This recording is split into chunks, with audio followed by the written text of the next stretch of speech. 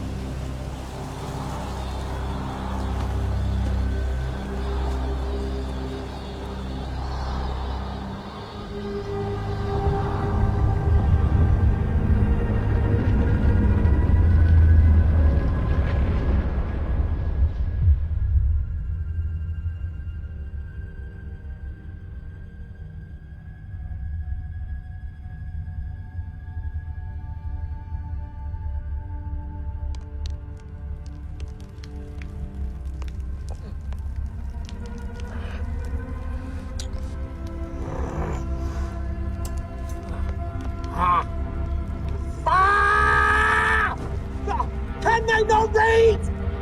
The inscription clearly states, rest in peace. Why am I not allowed any peace?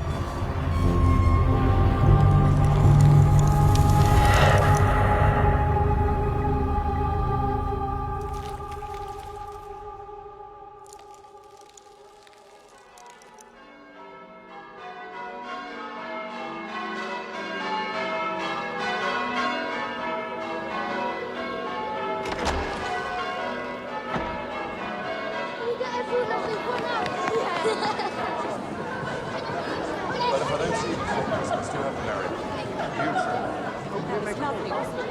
Oh, please do. Bring everyone. You know you're more than welcome.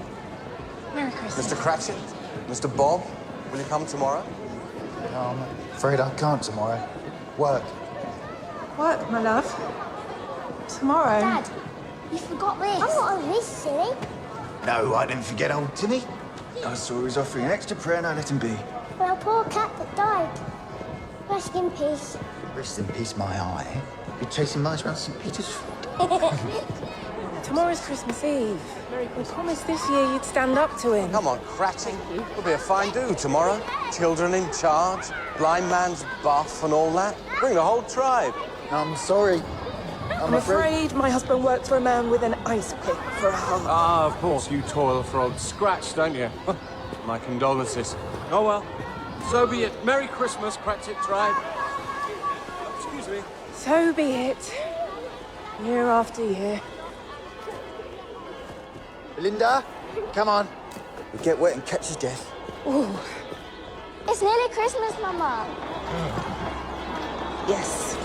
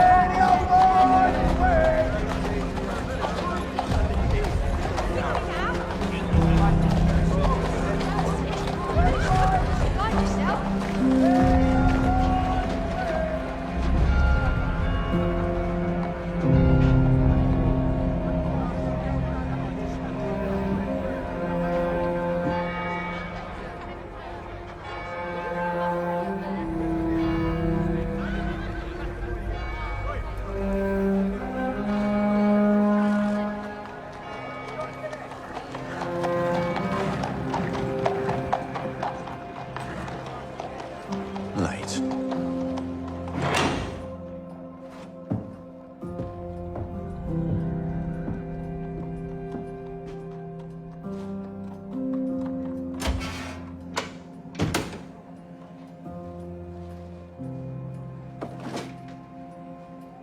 One. Two. Three.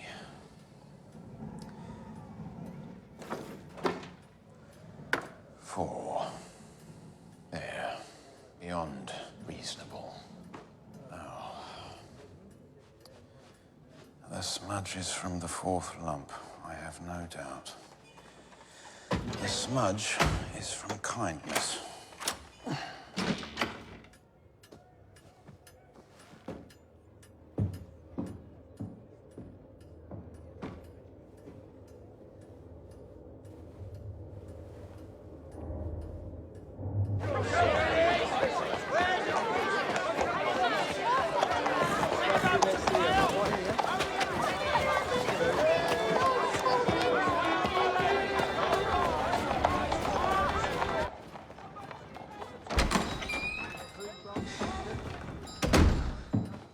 Morning, Mr. Scrooge.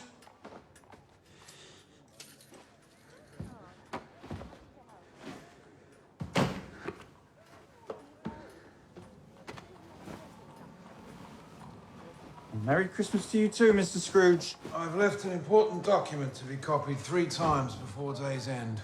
One for London, one for Birmingham, one for Manchester. 3, not 4, sir. What? Today appears to be a day for 4. Not 3. Ah, you mean the extra lump of coal I gave you? Well, curse the fourth. Curse gestures. Just make 3 copies of the letter, and should there be no blots, no smudges, no stains, you may go home. At 4. Mr. Scrooge, I thought we'd agreed that today, on account of the day it is, I could go home at 3. I give you an extra lump of coal, and straight away you want to snip an extra hour off the day. 3 becomes 4, 4 becomes 3. I don't care for your revolutionary mathematics. This is not Paris.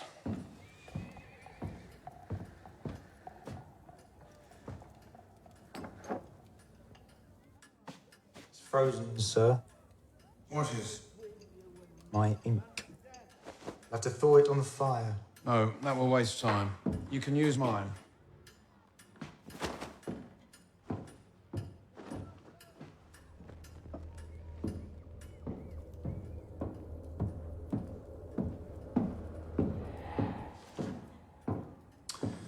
Ah, lovely. Sort of Christmas present, is it? So, Please. If it were a Christmas present, I would have wrapped it in ribbons and bows to artificially increase your anticipation. You would tear it open and gasp and say, "Oh, my lord, a bottle of ink. This is exactly what I've always wanted." And I would shrug and smile and tell you that of all the ink bottles in all the world, this is the one ink bottle that I wanted you to have on this most holy and sacred of days. Behold, one day of the year, they all grin and greet each other when every other day they walk by with their faces in their collars. You know, it makes me very sad to see all the lies that come as surely as the snow at this time of year. How many Merry Christmases are meant, and how many are lies? To pretend on one day of the year that the human beast is not the human beast. That it is possible we can all be transformed.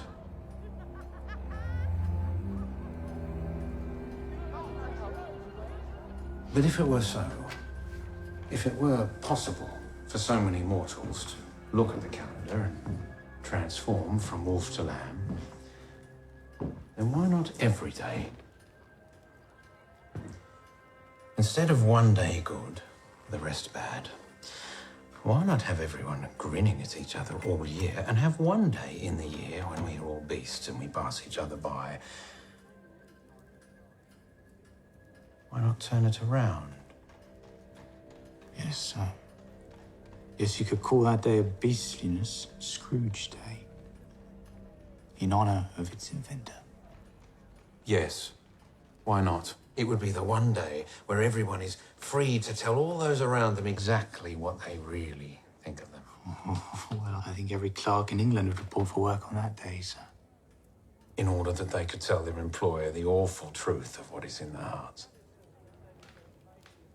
Yes. The truth without ribbons and bows.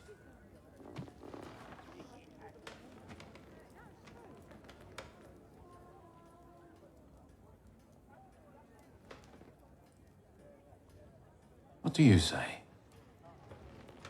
I say, sir, in all my 10 years of working here, you never bothered to explain your philosophy before. I'm quite flattered, sir, that today of all days you should share the machinery of your great logic with a mere clerk. It isn't logic, Cratchit.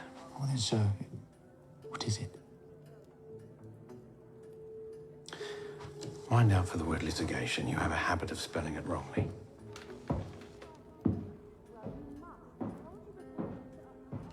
I spelt it wrongly once. 5 years ago.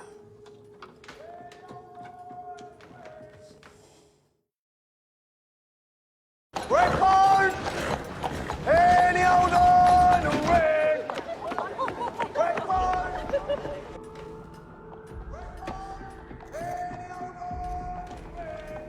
Every third day. Punctual at 10 minutes past 7 for the past 189 days. With a 7-day hiatus, July 4th to 11th, when no doubt he and his horse were in Margate. Somewhere atrocious. 2. Oh, no ink. 3 calls, 15 steps of the horse, 5 turns of the wheel. I need a pencil.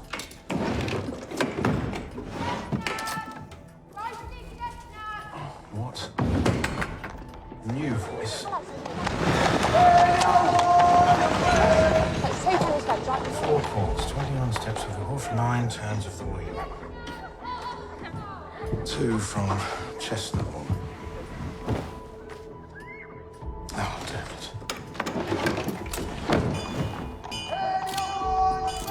5 calls, 27 steps of the horse, 11 turns of the wheel.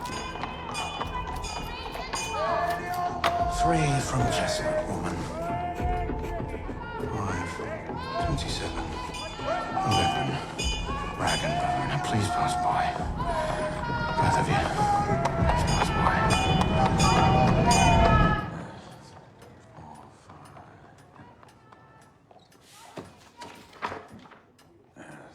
Oh, that's negative.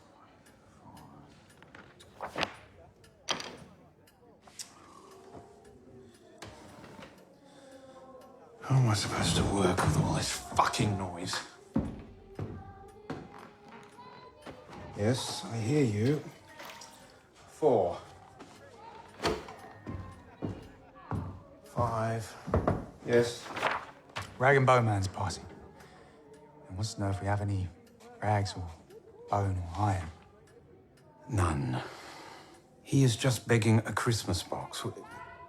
6. Sir, are you all right? You don't seem yourself today. Well, I am myself. Always. Please, get on with your work.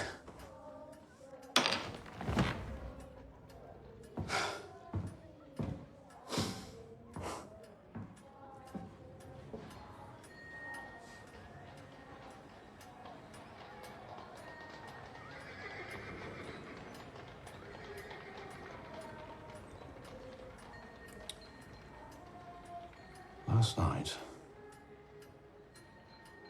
I had a dream of chains and furnaces, and I realized when I am alone and I talk out loud, it is still you I am talking to. As if you are not completely gone. But I was at your burial. And I am rational. I placed the coins on your eyes. I saw your coffin lowered.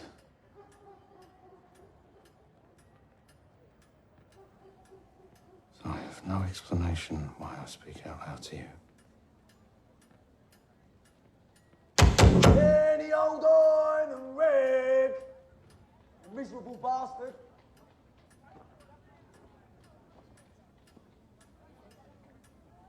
Six, rag and bone. Ah, Jacob.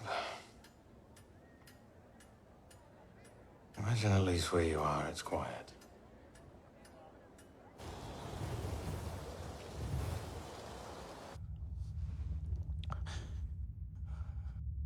Oh, fate. Oh, spirits of life and death. Whoever is in charge of this ill-begotten universe, I'm begging you to free me from this consciousness. Let me rest. Give me darkness. I know my sins were many, but I have repented and repented and repented.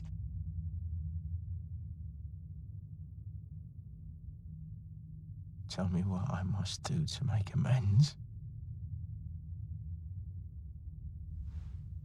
and I will do it. Please.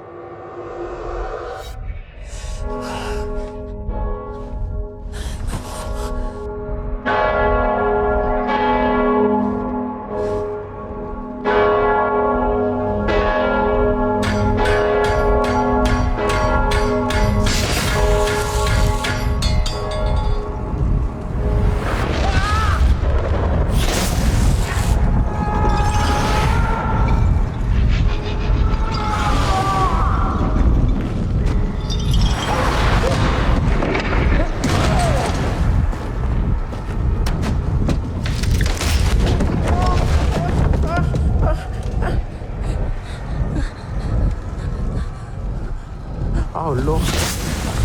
Please tell me this is not hell. Not quite, Pilgrim. I have money.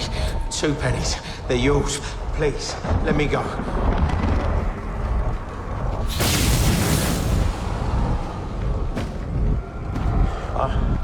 I know you. You do.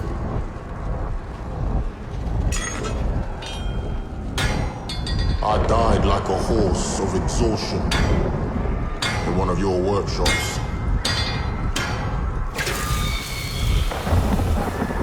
So many men, women, and children died at your penny-pinching hands. And each one I forged into a link in a chain. The chain you must now wear, Mr. Marley. What reason? I've been dead a year, why now? You rang the bell. You offered penance. And since your call was answered,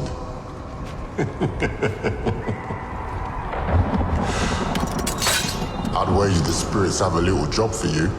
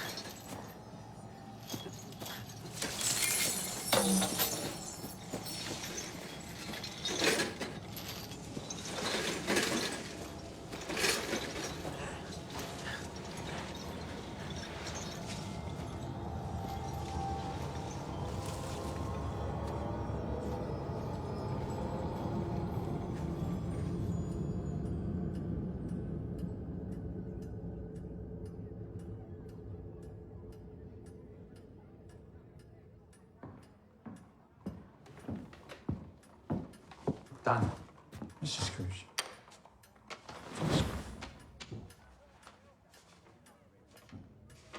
You've already proved the first two, sir. Just checking again, Cratchit. The light grows dim. I sense you are angry with me. Why do you say that? Because everything on this page is perfect, precise, immaculate, you might say. You got it all right to spite me, to show me. No, sir, no, to afford you the possibility that since all the work is done correctly and early, I might leave early. Spend the rest of the day with my family. Your anger made you work quickly, but perfectly. You didn't stop to think that working quickly and perfectly also suits me, the object of your hatred, down to the ground.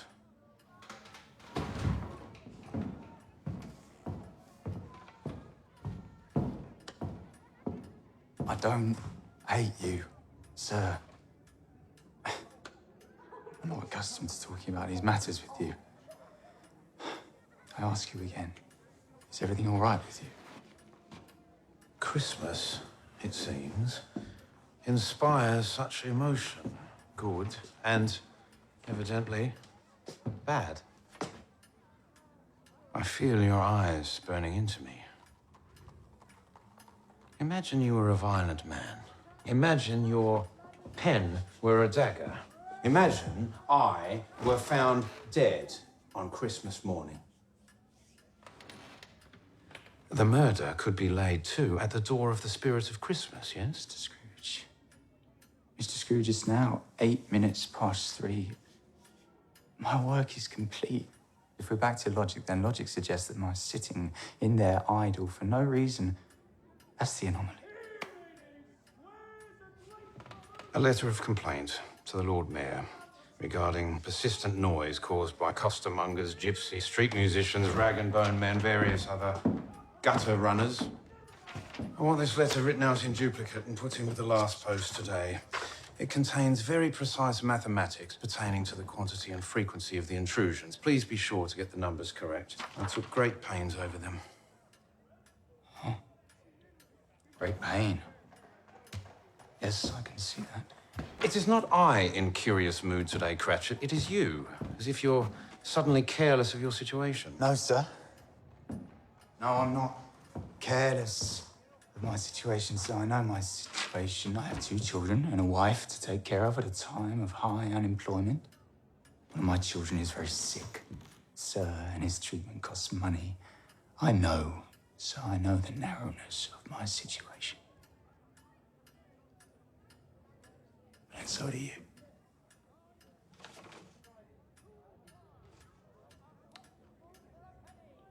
So do you.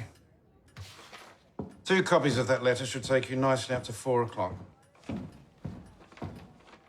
We'll see.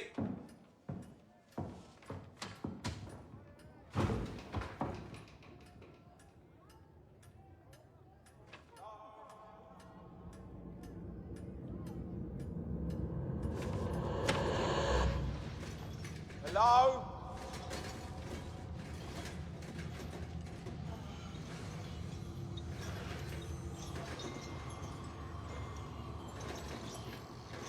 Why am I here?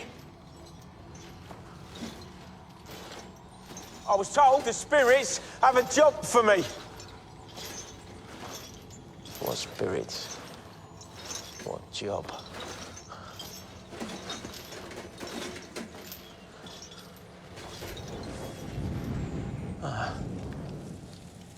Warmth, at least. And explanation. And perhaps salvation.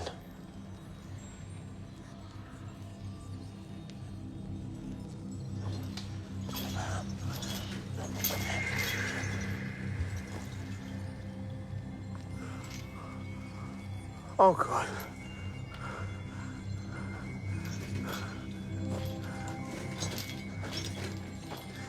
Hello, old friend.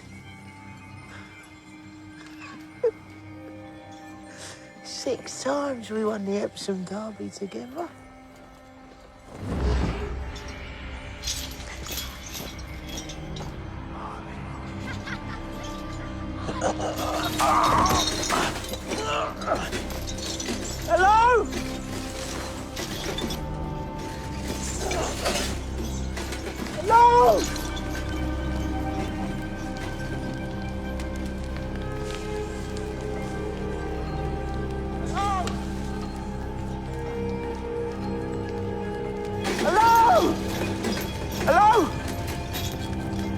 saw someone tending this fire. Where are you?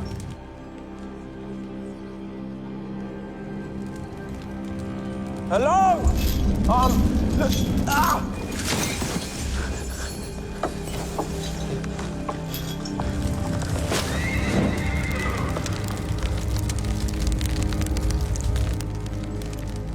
I have no idea who you are, but why on earth did you just burn my rocking horse?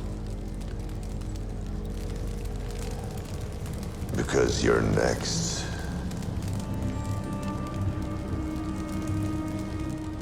On the fires, I burn memories and old affections. And the ghosts of Christmas past. Here to smoke out redemption. You have lingered in purgatory for your many sins. If it turns out you can be redeemed, I will rake you out of the flames and blow you cool and deliver you to everlasting and eternal peace. Understood. Peace is indeed what I seek. If you want peace, there is a price, and the price is repentance. If this is about repentance, then I've already repented. I rang a bell. Rang as a consequence of my declared repentance. And the blacksmith... I don't care. You are not here for your sins alone.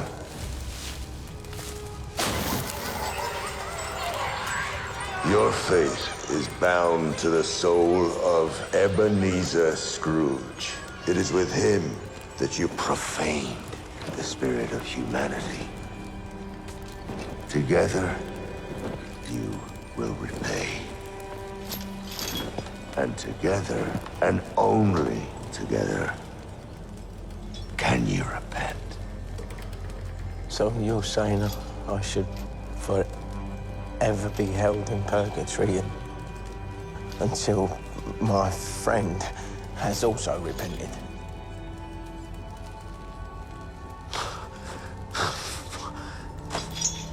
Then, if you would, throw another year on the fire. Bring me a blanket and a pillow, if such things are allowed, because I am, without doubt, stuck here for fucking ever. Because that man, that object in the shape of a man, that thing with black ink in his veins, is 94% gravel and rubble, and the rest is his stupid hair. And I know for certain that he will never repent. Before this Christmas is ash, I must search the heart of Ebenezer Scrooge and see if there's a tender place there. Your fate depends upon it.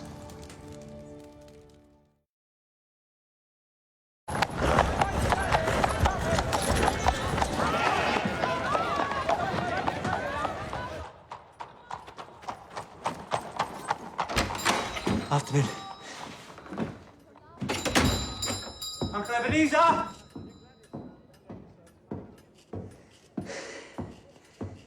I ran in case you might be closing early. No. Still many things to do. You seem out of breath.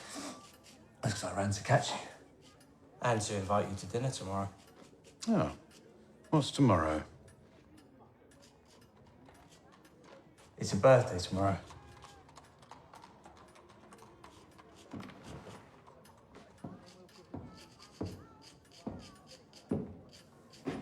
It's our Lord Jesus Christ's birthday.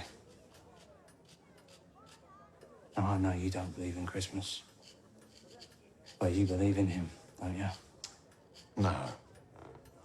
Nor do I believe in Ali Baba or the magic genie of the lamp. Besides, which liar told you that tomorrow was his birthday? It's in the Bible. Another deceit. There is no mention of a date in that book or in any other.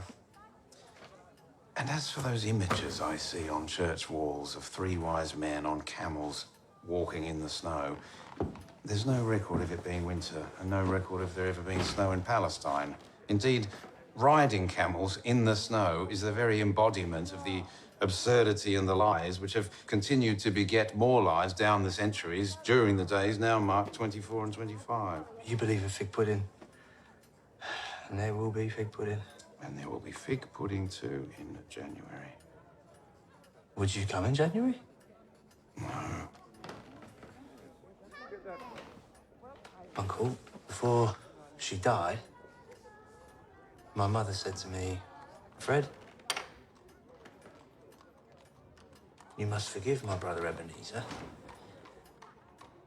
He's just in pain.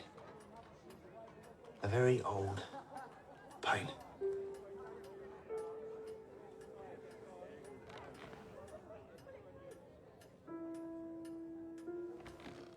Very well. I'll get to my point. Every year I come here and I invite you to dine with myself and my wife, my children, whom you'd never even set eyes upon. This is the last time I'll make such an invitation. Upon my wife's insistence, I will do this no more. Good. Save you getting all out of breath.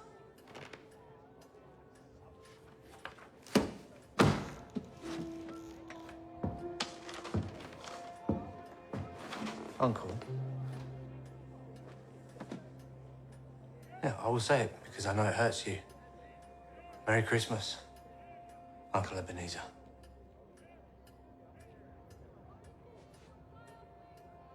I doubt I'll ever see you again on this earth.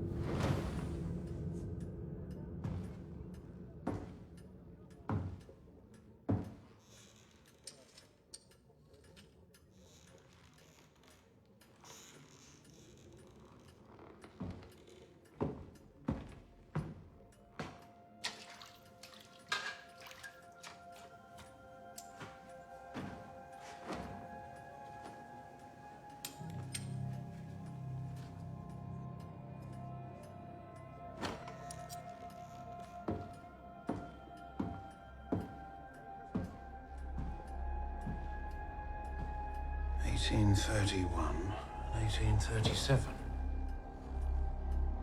The exact same dates as the coins I put on your eyes when you lay in your coffin. I always look at the dates. They interest me. And how come these same coins are here? Why now?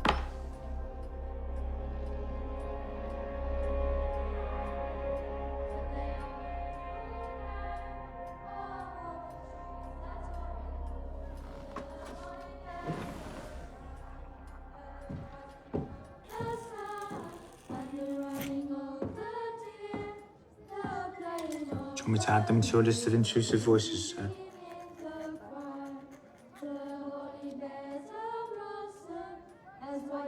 Dine. Mr. Scrooge. Give him the coins. Merry Christmas, sir! Go away.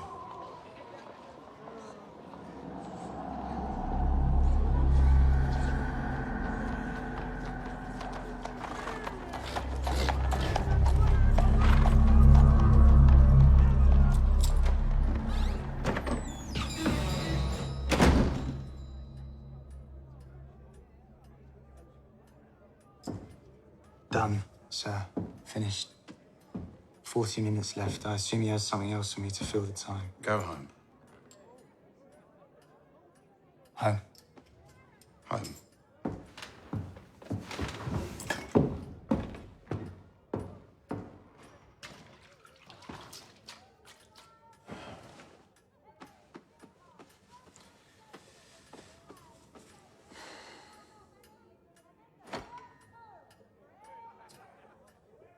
Rag and bone. All it is and can be.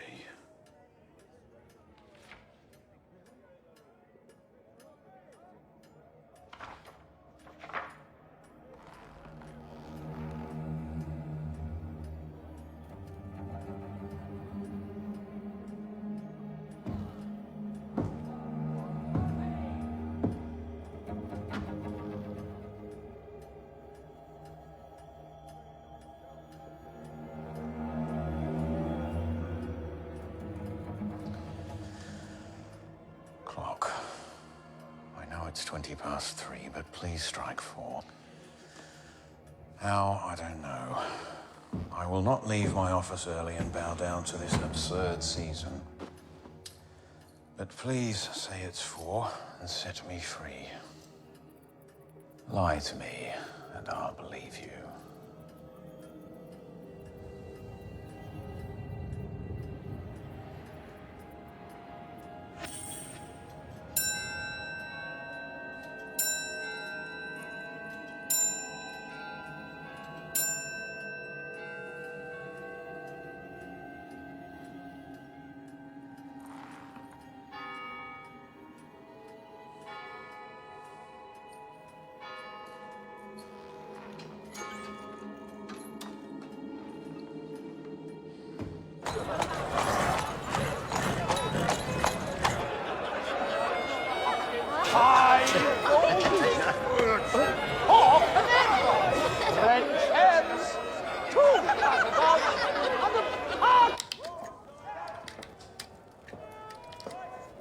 Dad?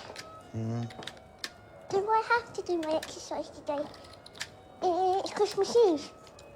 No days off, Tim. You're worse than Uncle Scrooge.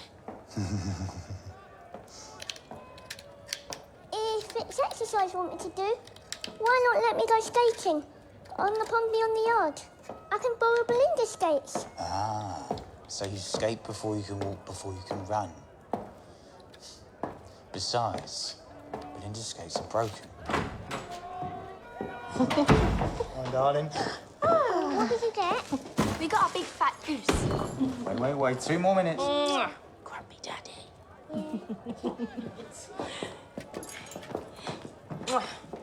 When did you get home? Bugger let me go about 40 minutes early.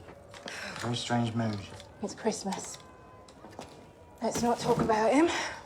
Not even once. You seem to despise him even more than I do.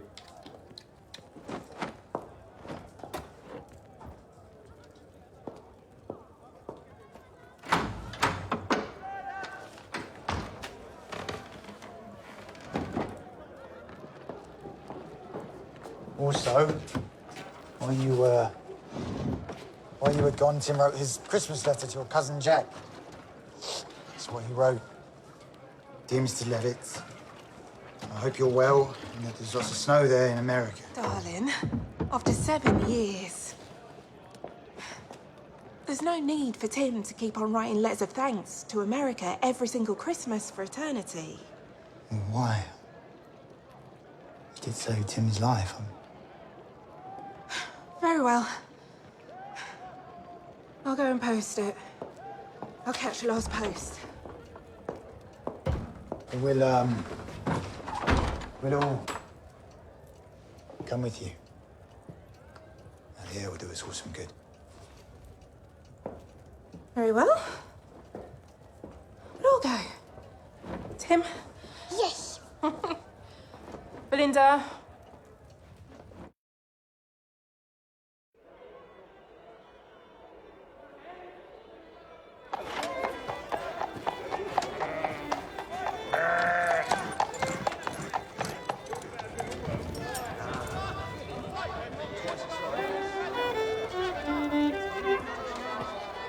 Mr. Scrooge. Sir, do you have any spare change for an excellent cause? What cause might that be? Oh, it's for the welfare of the poor and destitute who suffer greatly at this time of year. Hundreds of thousands in the city are in want of common comforts. Are there no prisons? Oh, plenty of prisons. And the union workhouses, are they still in operation? I wish I could say they were not. The treadmill and the poor law? Oh, uncommonly busy since the financial collapse. But some would rather die than go there. Then let them die. All we're asking for, sir, are a couple of penny coins. Do you not have 2 penny coins in your pocket?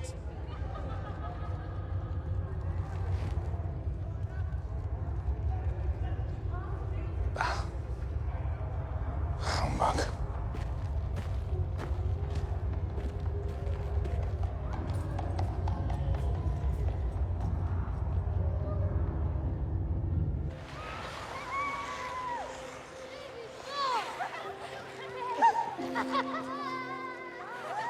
Thank you.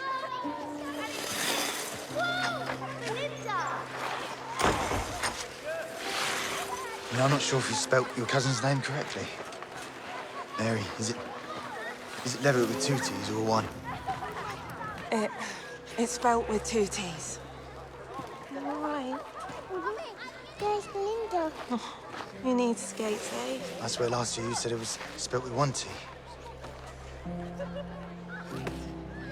My cousin is now an American. They don't care for teas, they drink coffee. Merry Christmas. Oh, Merry Christmas. This cousin whose name changes every year, you never mentioned before Tim became sick. The children are happy here. Stay with them. I'll post the letter and I'll come back.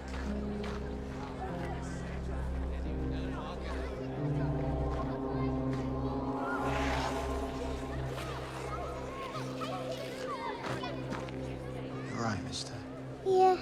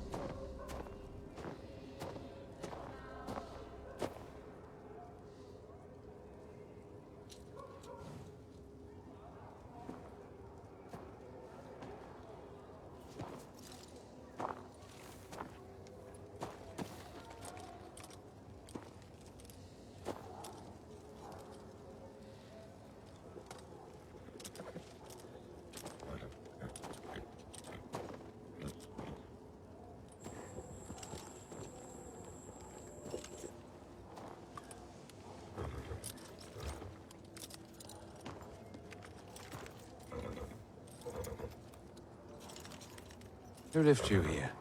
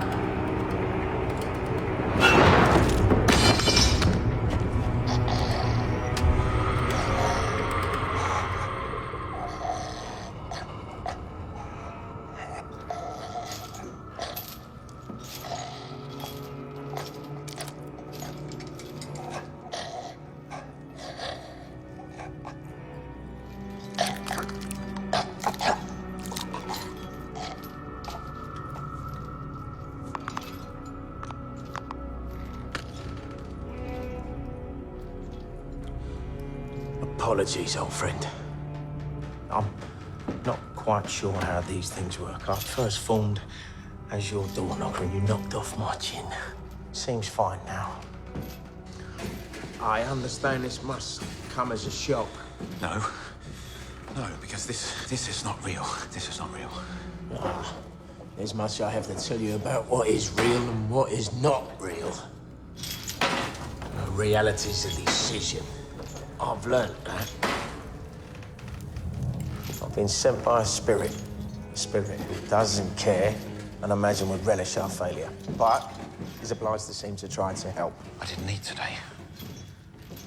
This is the result of lightheadedness caused by hunger. I am asleep in this armchair.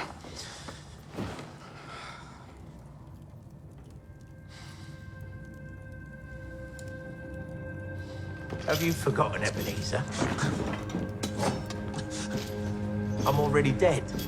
You can't kill me. And if you were to hit me with that thing, then I'll just be very messy for the rest of our conversation. And we have much to discuss.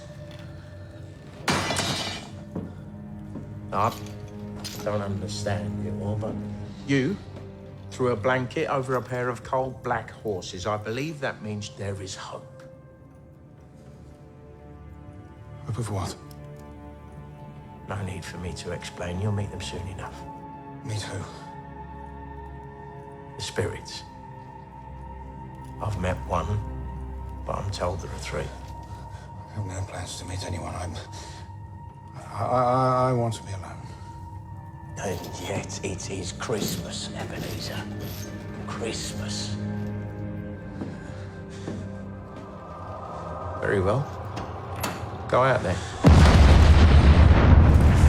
They've laid on a little show for you.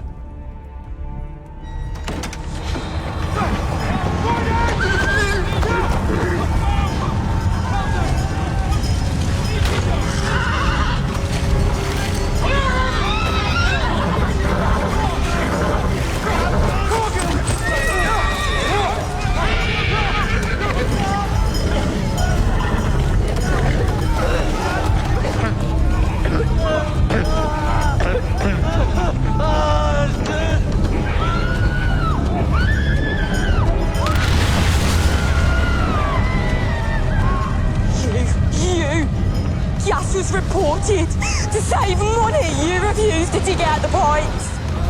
Oh, you did this. You cut us to the bone.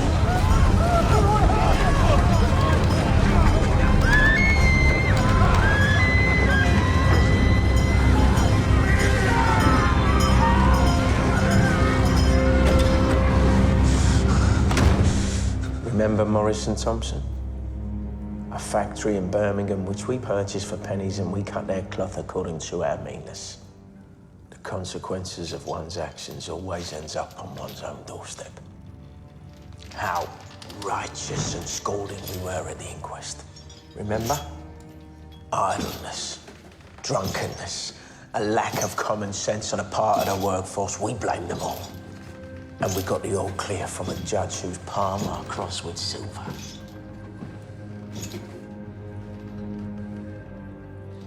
Look at these chains, Ebenezer. This isn't a fucking game, look. Each link is a man or woman or child who died in our workshops in London, Birmingham, Manchester, Bombay, Batavia. Wait, there were some contracts. Enough! No, there was never enough. Not for you or for me. And for what? What was the purpose of our gross accumulation? For this. We vandalized the world. Whatever you are, I should like you to leave my home now. But when your time comes, there'll be change for you too. And your fate will be to wander the earth with the great weight of your past on your shoulders. Unless I repent, yes? Humbug, I will say. Repent what, I will say. The spirit I met has no concern for your soul. Or mine. I want salvation. But in truth, it is up to you. Bah!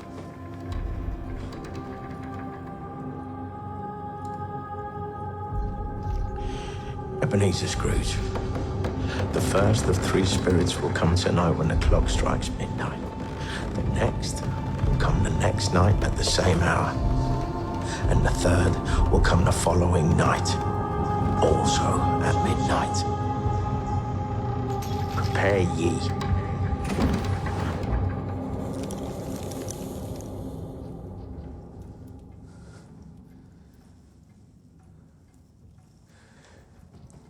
A reality so readily banished is not much of a reality.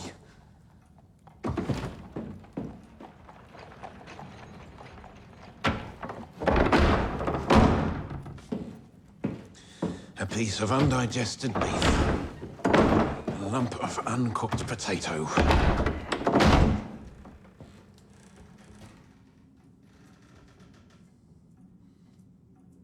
Humbug!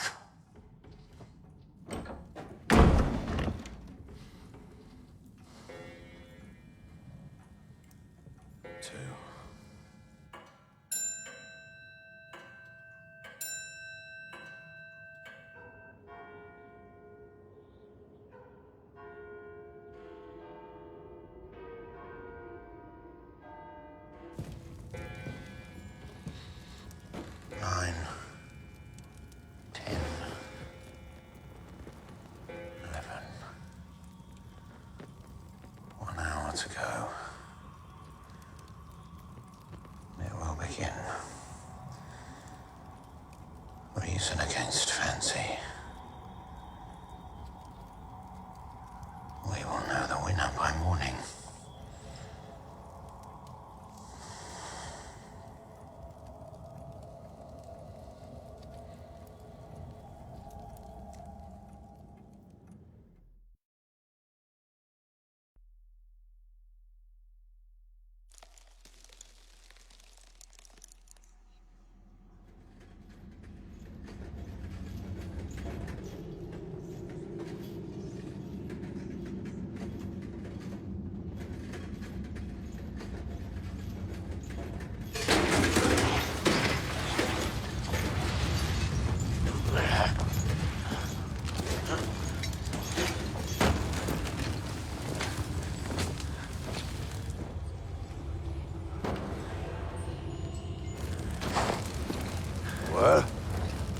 Well, I did as you asked.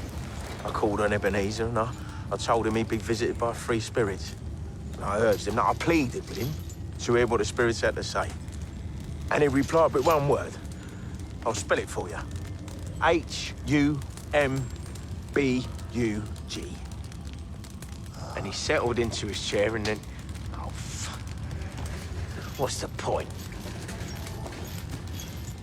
The only way anyone can ever soften Scrooge's heart would be with a mincing knife and a cup of warm gravy to make some kind of unpleasant pudding. Let's face it, I'm stuck here forever. And what do you care anyway? Eh? So you were just numbers on a list in your celestial inventory. Nevertheless, having observed this Ebenezer Scrooge, I relish a challenge.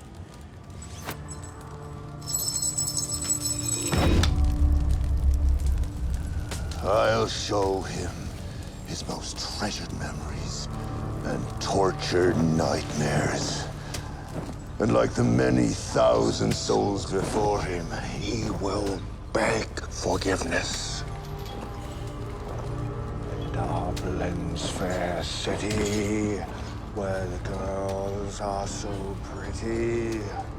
I once set my eyes on sweet Molly Malone.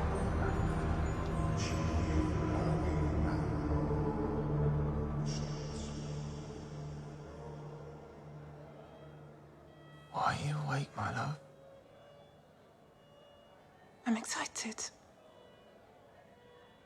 It will soon be Christmas.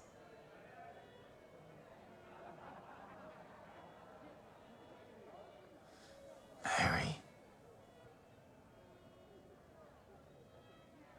Is there something you want to tell me?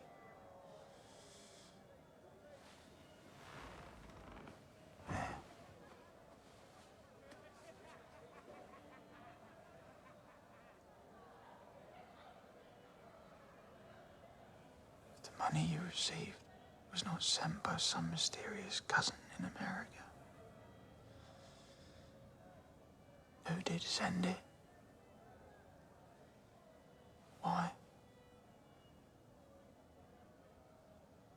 Let Christmas be, Bob, please.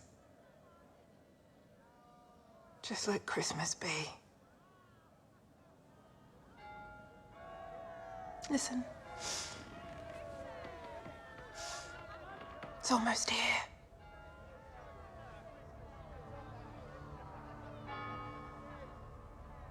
When Christmas is done, you'll tell me who.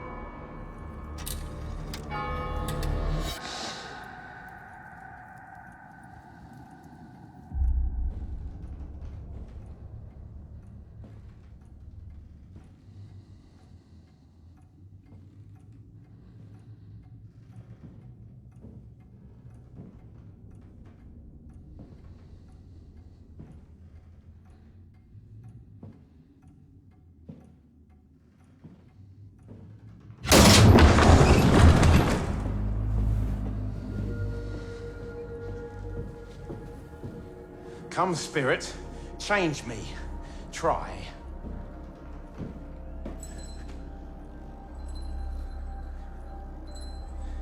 Is that you, spirit? Do ghosts have bells attached to them?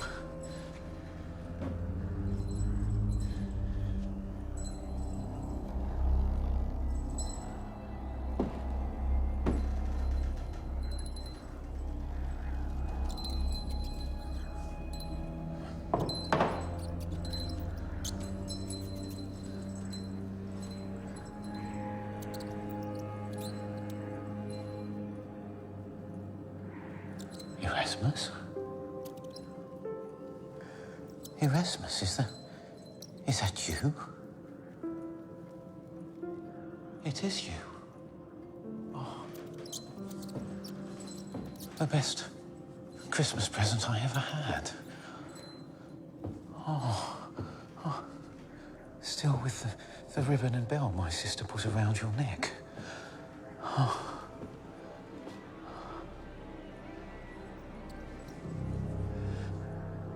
So you are the spirit I was promised. And the lesson I am meant to learn by your miraculous appearance is that even a small rodent, reviled, trapped, poisoned every other day of the year, can on Christmas Day, with the addition of a bit of silk and gold leaf, become a precious gift for a small child, as you were for me.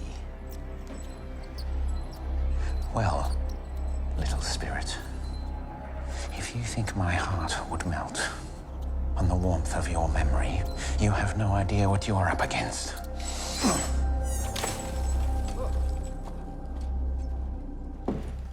So, the grand visitation is over. Time for a celebration. A rat wrapped in a ribbon is no match for reason.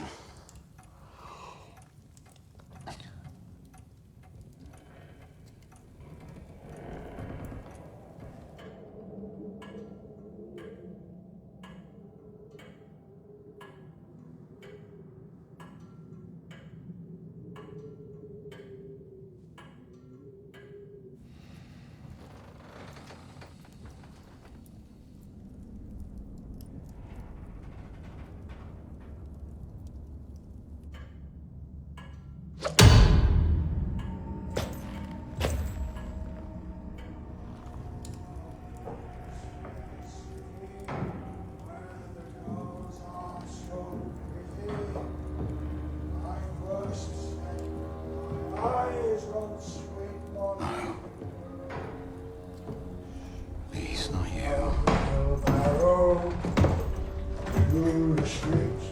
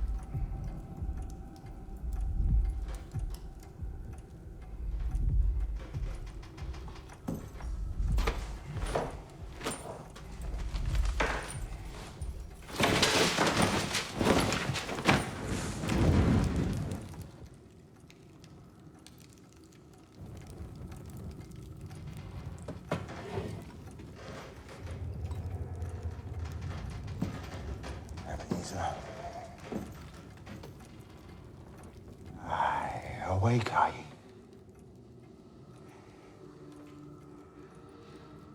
Ebenezer. Ebenezer!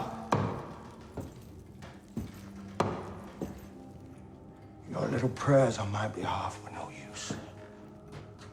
They did me this afternoon. Over tea and biscuits. Did me up proper. He took the lot, every fucking thing!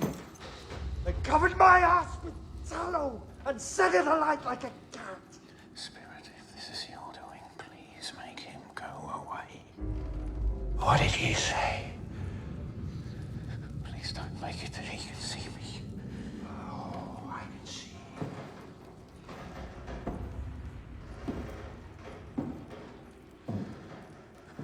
I can see. Oh, I see ye, boy! What did he say? Please, not this night. What night? The night you were declared bankrupt. What? You're sorry for me, are you? He's fucking sorry. Yeah, well, you know this. You know that everyone out there, every man, every woman, they're all beasts who care only for themselves. Because that is what a human is. It's an inward-looking thing only. This whole world is cock fighting cock. Bear fighting dog. Hands in your pockets, fingers up your ass. They're trying to take your very kidneys from you. You learned that from this night. I know that, Father. That I know. There is no virtue. Look upon me. Everything took. No mercy shown. I only just made it across the Thames without giving myself up to it. But I continued. Because I have you and your useless fucking frozen up mother to keep. And your sister to keep too. And a scrubber maid and a sweep. And now by the devilment of fucking Christmas. The latest addition to my list of dependents. A little white mouse. Whose reason for existence under my roof is yet to be explained to me. I could explain that mouse, Father. It was a Christmas gift from Lottie. There are no gifts! A gift is just a debt, unwritten but implied. And this gift has a golden bell around his neck.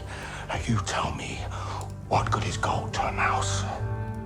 The bell wasn't real gold. Lottie took it from a toy. It was gilt and worth only pennies. Yet still, that mouse, with his bell, is richer than I. You could have taken that bell.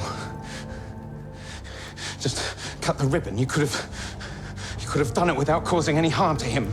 Harm to vermin? Learn this lesson! Feed only that which might someday feed you! Where is this mouse and its bell? Not this. Not this. Not a repeat of this. Why not this, Ebenezer Scrooge? When you've relived it 1,000 times!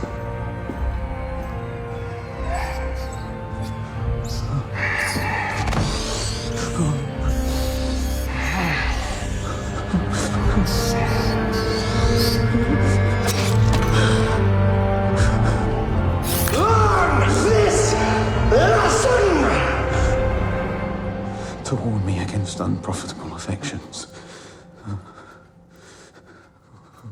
A lesson you learned well. And I am here to make you unlearn it.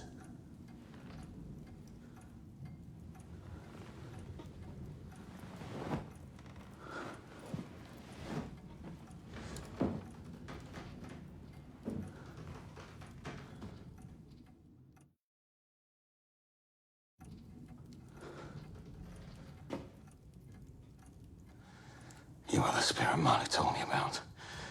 The one who doesn't even care. I am the canvas. It is you who paints the pictures. I don't care for riddles. I am done. Your point is made. If it makes any difference, your visit has opened an old wound barely ever healed. Congratulations. Now, if if you don't mind, I should like to sleep. You will not get down on your knees and beg me for absolution. No. I am quite careless of myself.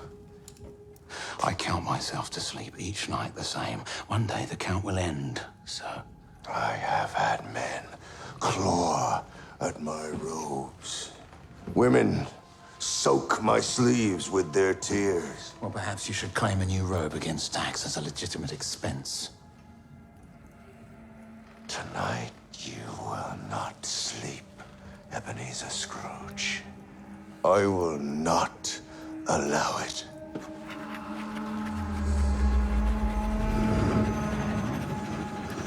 This is not a game of reason against fancy, Ebenezer. I will put hot tweezers to your soul and remove the splinters. I am gonna take you on a long journey, measured not in yards and miles, but in days and years.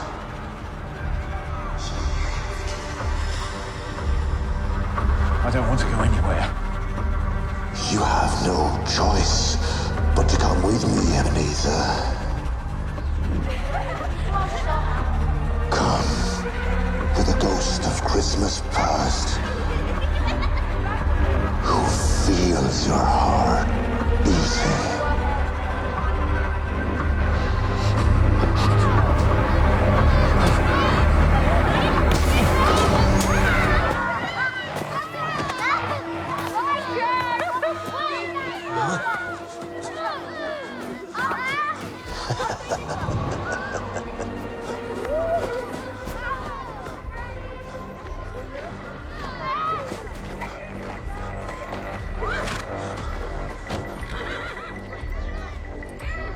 I have formulated a rational explanation for this. The sherry I drank in front of the fire, from the decanter which has been half full these 6 months. The maid, who I dismissed for idleness, must have slipped laudanum into it. I haven't touched a drop of the sherry since she left until now. There. That is what all of this is. Laudanum slipped into my wine by a vengeful maid. You are an opiate.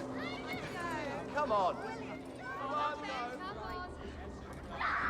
I know those boys. Time to go, children. Jasper. And Wellington. And poor Horace, who died of consumption. Poor Horace. We are now in a time before poor Horace was struck down. Your memory shapes me according to what time we're in. Same spirit. Different Christmas. At this time in your life, I was your only friend. Behold. I swear, there was never a time in my life when I had a friend who looked even remotely like you. Look again. My God. You are Ali Baba. Yes! How many nights you spent reading my stories undercover by candlelight, over and over, to escape from the pain of these years? The shame?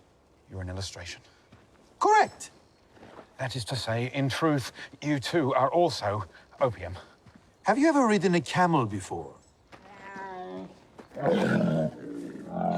No. No, I've never ridden a camel before. Nor have I ever had a conversation with a picture from a picture book. Well, today you are doing both. Come. Come where? I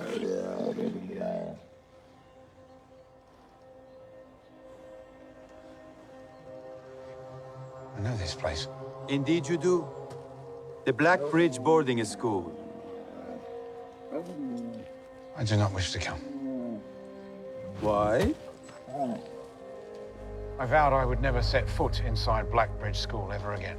And yet you step back inside it every night? In your dreams? Your nightmares? You know so much. Everything. Spirits can know everything except the outcome. Come with me! Morphine.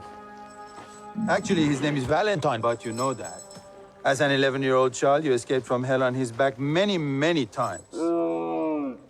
What good will it do for me to go back? If you come back with me now, you may never have to go back into your nightmare ever again. And if the camel and I are merely poppy fumes, what harm can it do? Come. The day is drawing to a close. You are in the dormitory reading your book, lost in the Arabian Nights. You are 11 years old. You are alone. Come and see.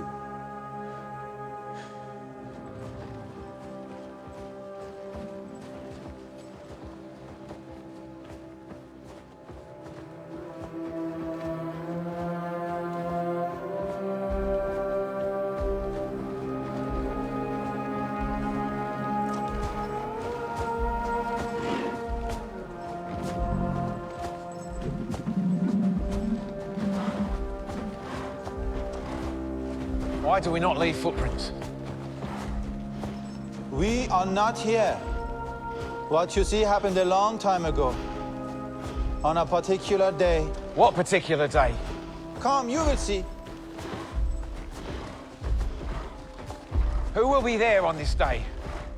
You and one other. Be brave, Ebenezer. You have Ali Baba and Valentine at your side.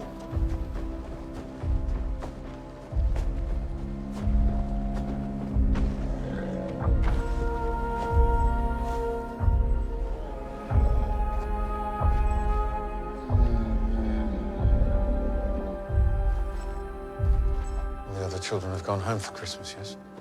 Yes, you saw them leave. I was the only child who had to board here over the Christmas holidays, because my father said... What did he say?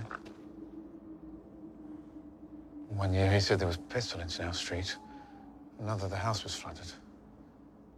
Another, there was no room in the new house. Always I had to stay here.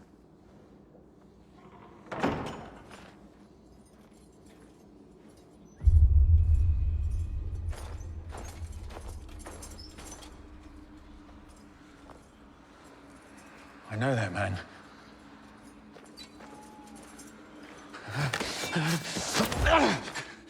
Ebenezer, you cannot hurt him. He's in the past. Well, I see him. Always you see him. Ever since those days, you see him when you close your eyes. The great Ali Baba seeks to enter your past. Enter the den of the 40 thieves. Can you remember the magical password from the book?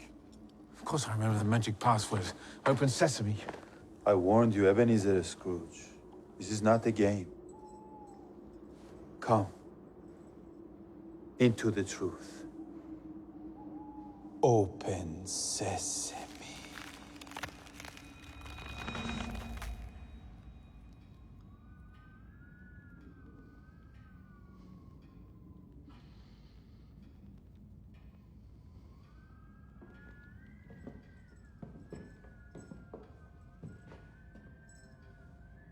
Ebenezer, look upon yourself. What would you say to him if you could? Spirit, I should like to go home now.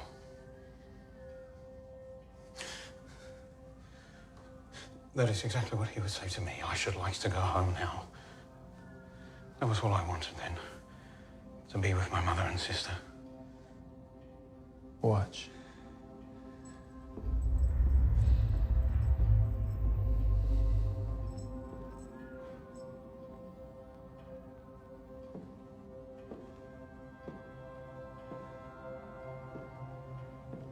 Ebenezer. Ebenezer. Ebenezer. It is I.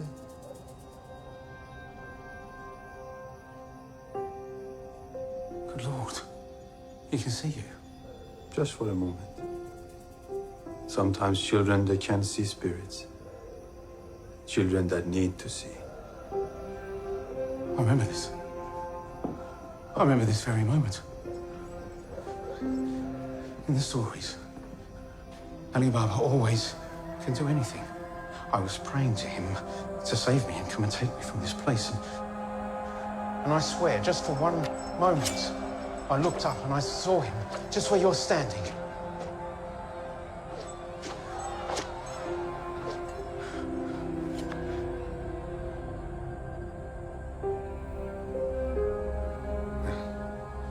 I thought he could save anyone.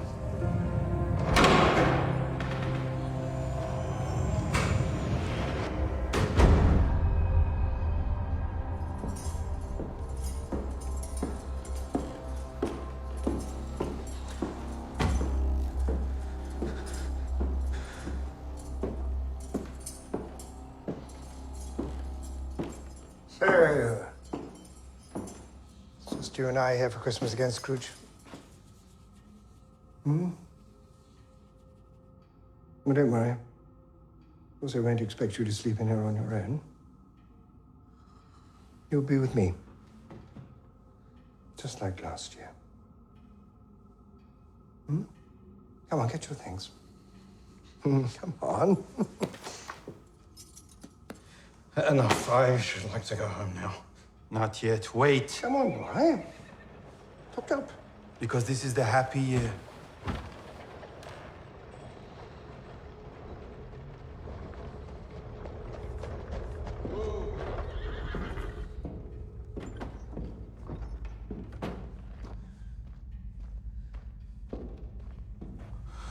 Goodness. Yes, I know. Who is it? It's my sister, Lottie. What the hell does she want? I show you this not to torture you, but to enlighten you. Look! Lottie! She cannot hear you, Ebenezer. You are here only to watch and learn. Abby tells me you're his sister. What do you want? I've come to take my brother home. What are you talking about? Ebenezer spends Christmas with me. Not anymore. Things have changed. Your father and I have a long-standing arrangement to keep Ebenezer here. Ebby, go and wait outside. There's a carriage. No. Ebby, our father has left us. At last. Mother said you are to go home. Go on.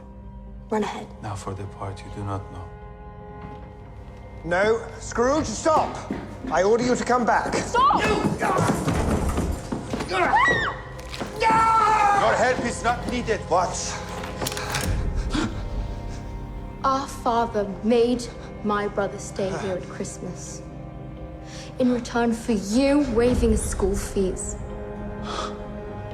But I and my mother have finally managed to be rid of him. And your little arrangement regarding my brother is over.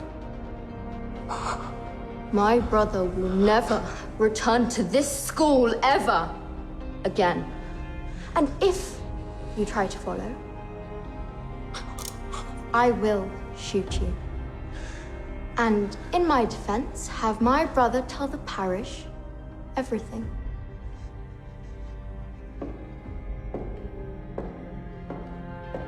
Lottie, like a highwayman. She pulled a fucking gun. She rescued me. A Christmas miracle. An act of love. Without the need for thanks. A gift which was not given as a debt implied. Come. Mother's brought a goose for us to pluck. But you never saw her bravery. Never felt the warmth of her selfless compassion.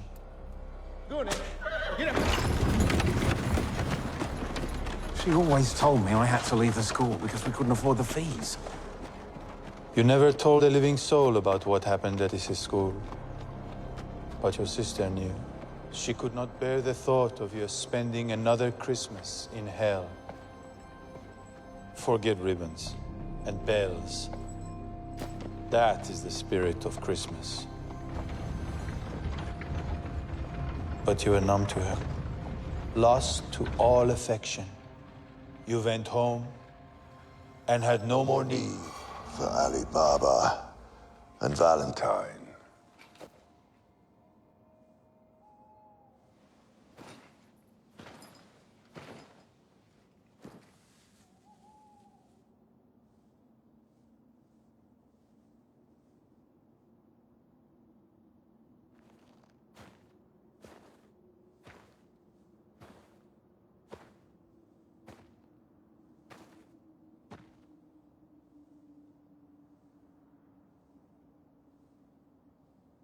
I never went home. The boy who left never returned. I counted myself the most outdone my creature on Earth.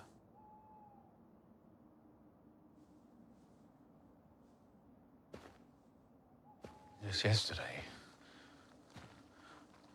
Lottie's son came to invite me to dinner. And even he told me Lottie had always warned him to be patient with me because of a very old pain.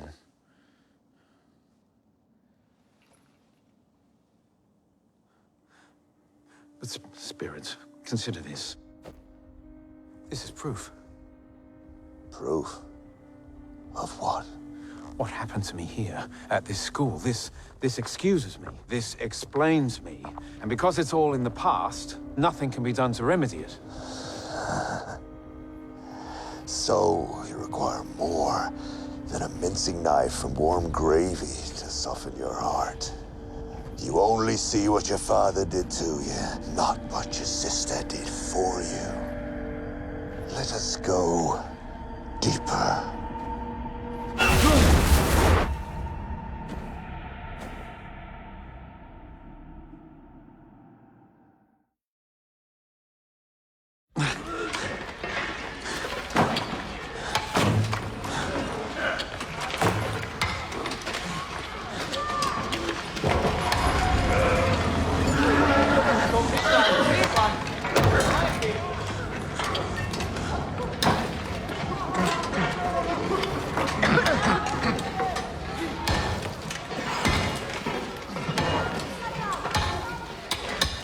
Behold, the Scrooge and Marley anthracite coal mine in the country of Wales.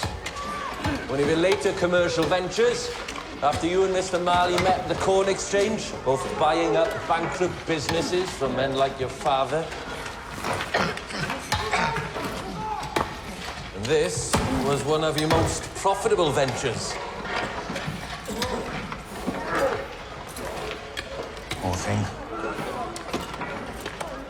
He is pure air and fire. Evidently, when William Shakespeare wrote that about a horse, he'd never see one put down a coal pit. Not much is pure down here. I remember when we bought the mine, I tried not to think about the horses. He made this place profitable by cutting down on the excessive use of oak timbers. Before you and Marley bought the mine, they had used timber quite extravagantly to support the roof.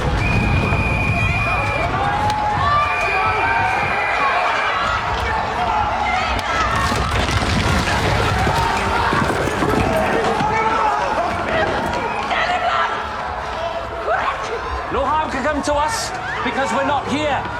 But they are not so lucky. Recall, this was midnight on Christmas Eve. And this the Christmas gift for 27 men and women and boys and multiple ponies. You try not to think about the horses, but did you ever think about the human souls? Pull us up! In the name of God! Pull us up! In the name of God, the timbers will roll! Save us! Save us! Pull us up! Save us! The only thing you didn't count were the victims. They were lost in your darkness.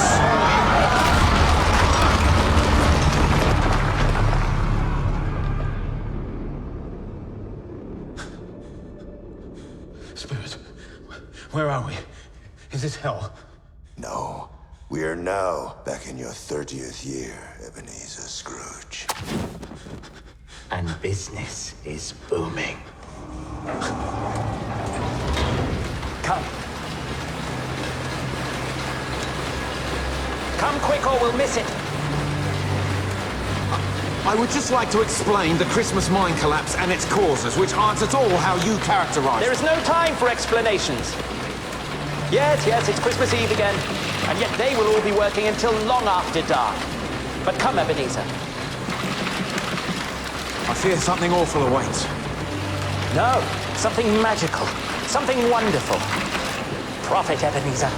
Pure profit.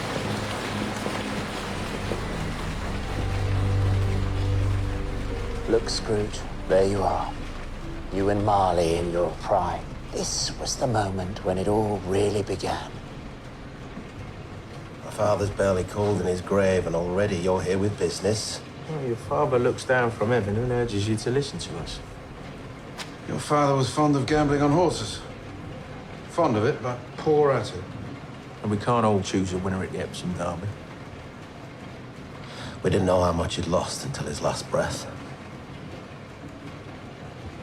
Look, grief blinds you, slows you. We're here to help you. We're familiar with some of the people of his secret acquaintance, and we're in a position to purchase your father's gambling debts. Owed to a turf accountant in Halifax, name of Dagger.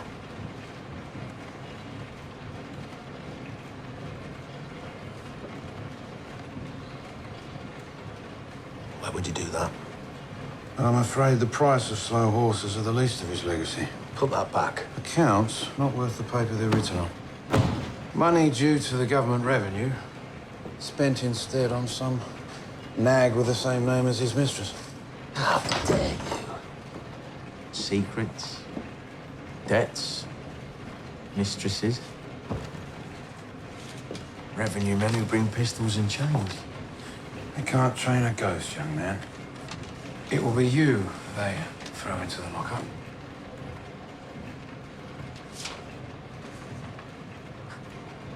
You wish to buy one loom? No, the whole mill.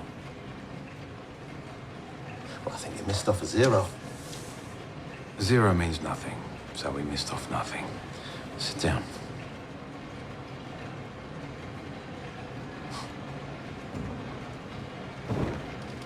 Now, we'll deal with Dagger.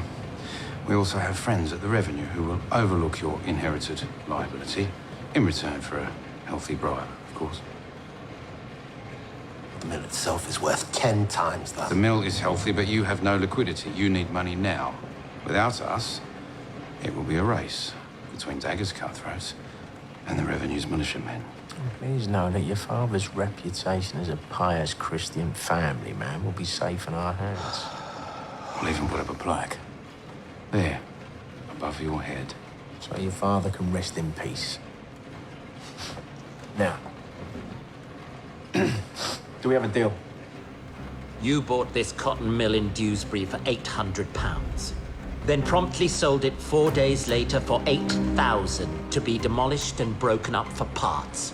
You had discovered that tragedy for the many is opportunity for the few.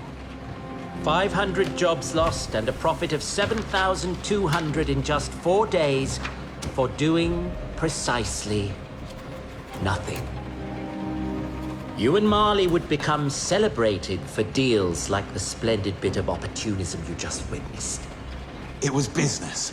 I cannot be blamed for doing business. You cannot be blamed for building your beautiful temple to profit, because profit means more and more and wonderful more. And you were very considerate. You didn't tell the workers they had all lost their jobs until Boxing Day. Why do you mock me with false glory in your voice? I am a spirit, I am what you make me. And your glory was real. Real cash, hard currency. Was it so wrong to make a profit? To use that profit to make more profit? No, nothing wrong at all.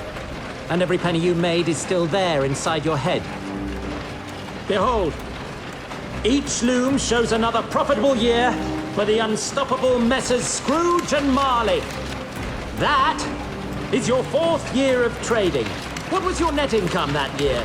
Year 4, net income £665, 7 shillings and 6pence. This is year 8. Total expenditure? Expenditure year 8. £4,871 and 19 shillings. Mostly the acquisition of Denman and Sons and a wire factory in Birmingham. This year, your 10th year.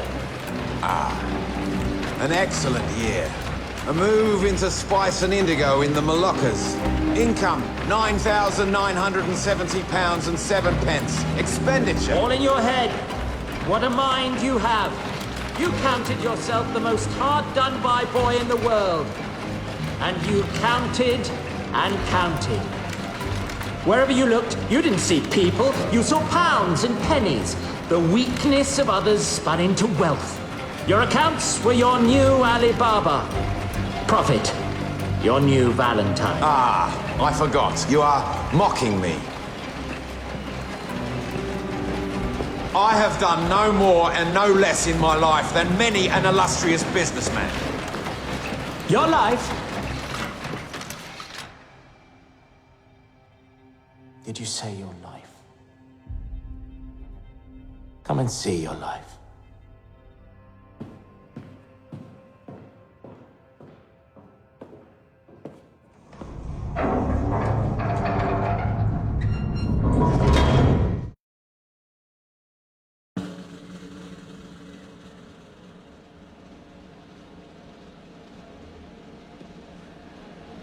Behold, your life beyond the counting machines.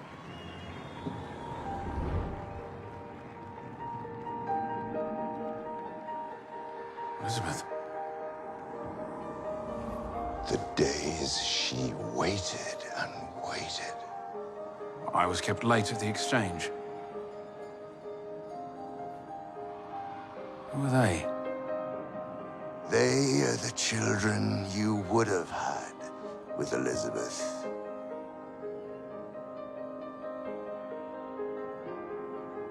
And there you are, the father you never were, being a merry-go-round for the children you never had. Behold, a Christmas past that never was and never will be. Humbug. How many Merry Christmases are meant, and how many are lies? To pretend on one day each year that the human beast is not a human beast. Do you see any beasts up there, Ebenezer?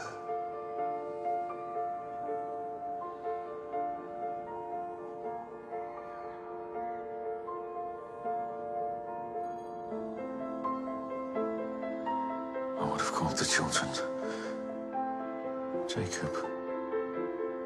Lottie. And neither would have been sent away to school. They would have come home safe every night. Children who were never born bring emotion you never had. Not even for the children of people you knew intimately. I told you, my business is the intimate inspection of your heart and of your soul. So, come now, and we will witness how your blindness finally gave rise to the abominable. To something you did 7 Christmases ago. 7? Come, Ebenezer, and look upon the evil that you did. An evil that was not even for profit.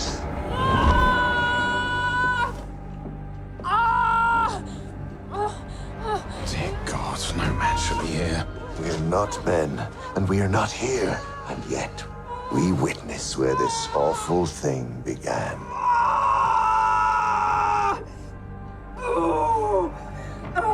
Your baby is born. Is it a boy or is it a girl? Boy. Does he breathe? He breathes. Is he whole?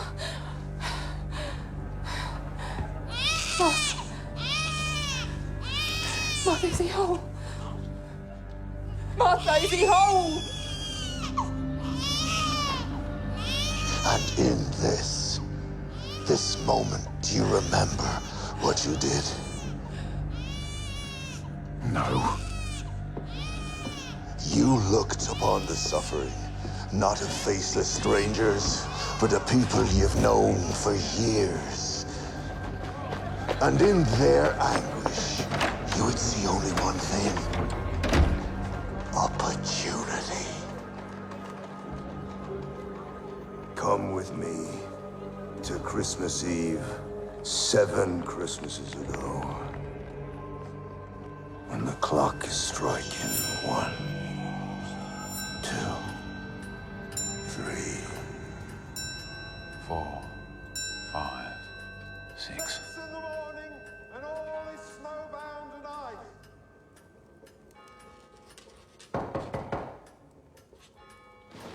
Cratchit's an hour early.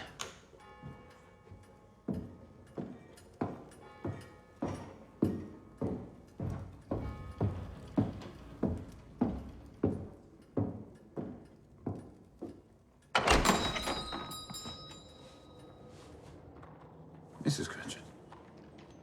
May I come in? May I speak with you in confidence, Mr. Scrooge? Yes, I always have time for early risers.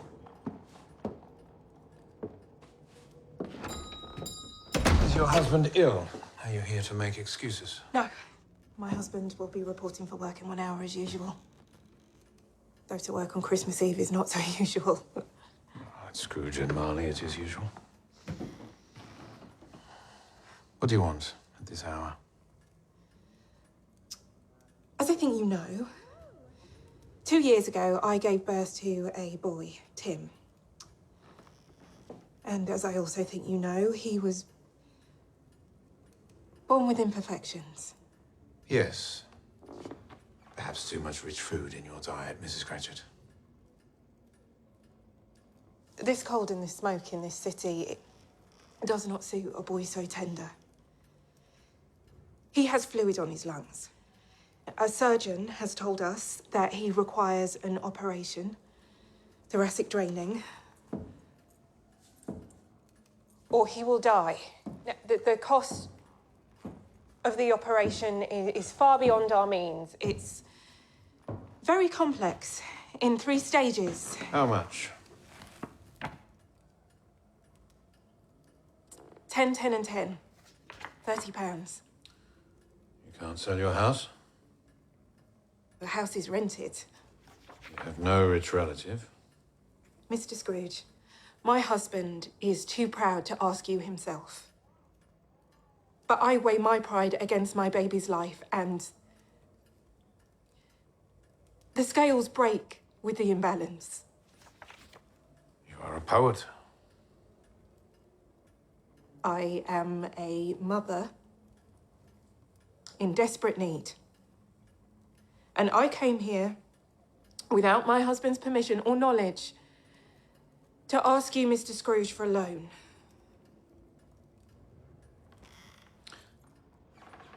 Where does your husband think you are? What lie did you tell? I told him that I would queue for the best goose. Ah. You can afford a goose, but you still want a loan. You could deduct a certain amount from my husband's wages each week. I think we could survive on 2 shillings less. And over... Let me see. 2 shillings per week.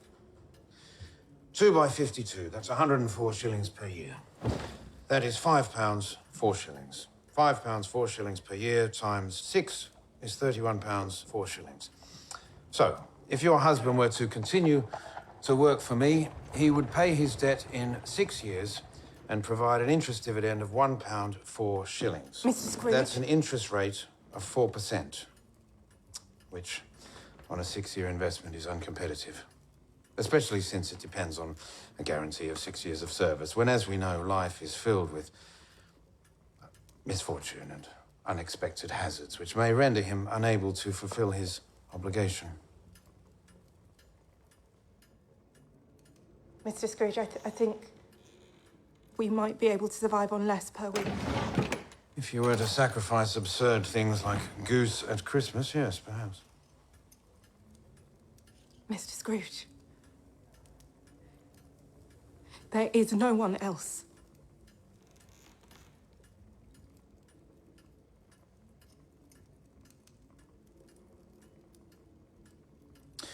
Mrs. Cratchit, in my safe at present, I have £537 and 15 shillings, pure profit, pure.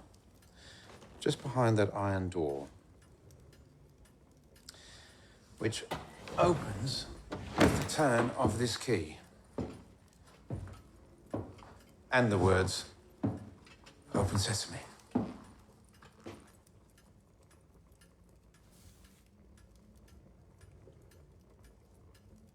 What would you do, Mrs. Cratchit, to have me open that door and hand you £30? Not as a loan, but as a gift.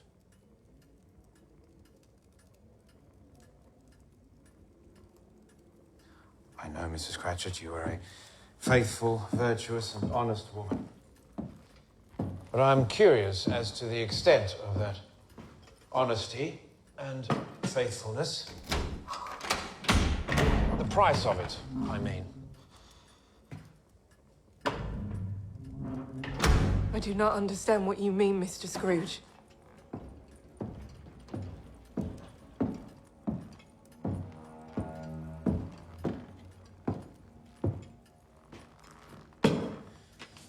$10, $10, and $10. I am a man of reason, a scientist. I like to conduct experiments regarding the human condition, regarding virtue and vice. Experiments to determine if every aspect of the human soul can be converted into currency, and if so, what is the exchange rate for love, for example, or compassion. Mrs. Cratchit, please, take 10 now, then think up another lie to tell your husband, and come to my apartments on Christmas Day at 4 p.m. When you're at my apartments, if you do exactly what I tell you to do, everything I tell you to do, I'll give you the rest as a gift.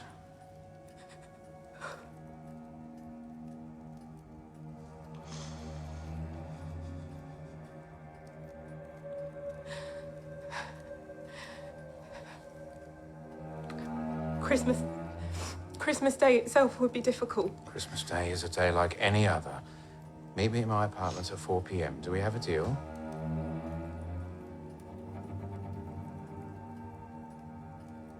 Yes.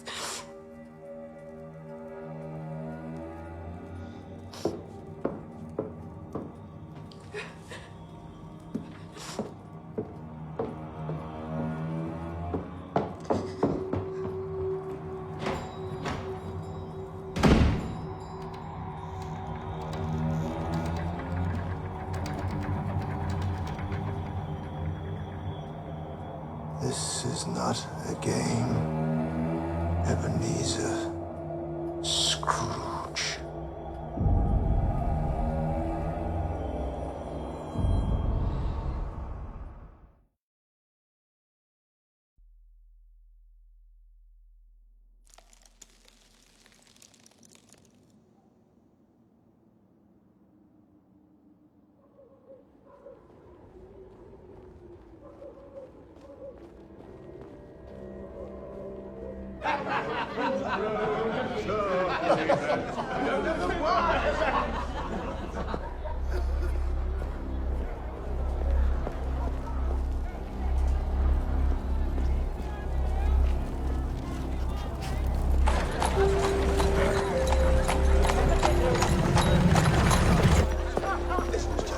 Spare a penny for the poor, madam, on this fine Christmas day.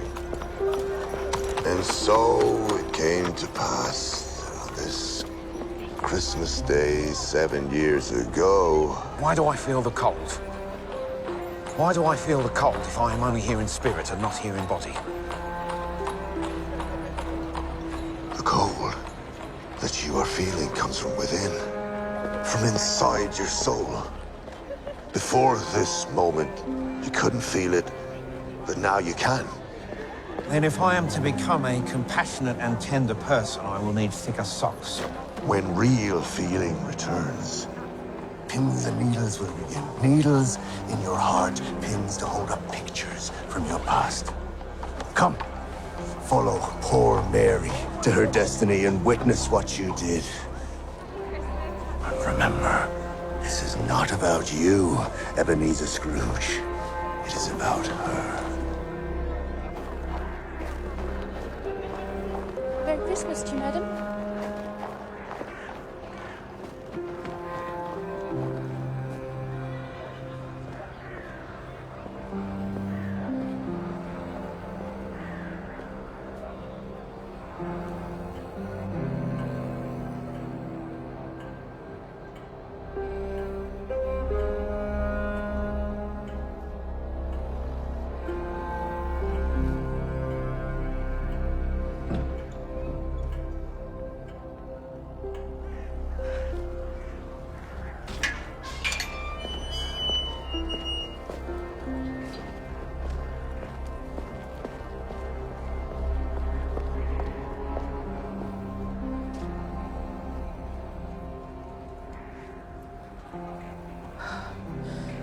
Dear God, forgive me. Dear God, forgive me. Children, forgive me. Jesus, turn your head.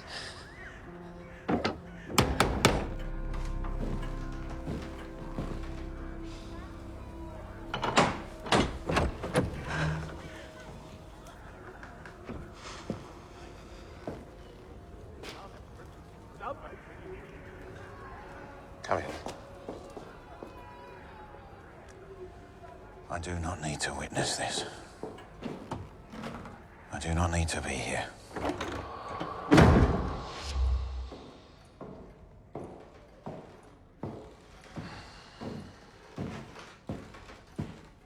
Drink? No, please.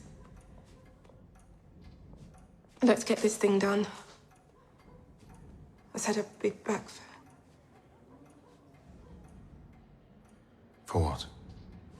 for the pouring of the brandy on the pudding. A perfect Christmas tradition. Pour perfectly good brandy onto an already cooked pudding and set fire to it. Thus burning the pudding and wasting the brandy. To the moment. And what is the moment? I need to be clear. Our arrangement. I need to be clear. You will give me money if I allow you to do what you want. And what do I want?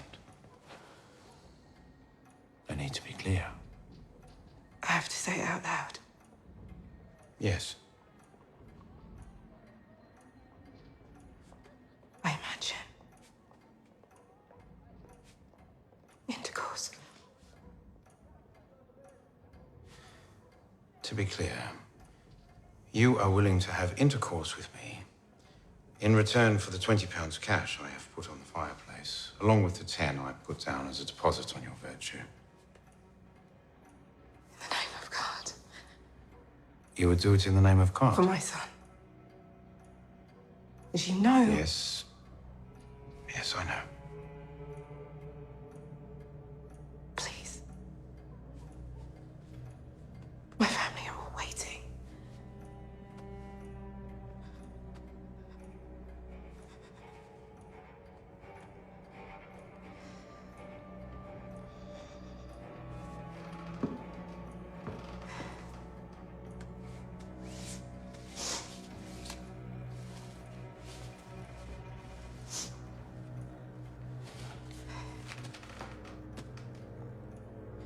I do this only for the life of my child.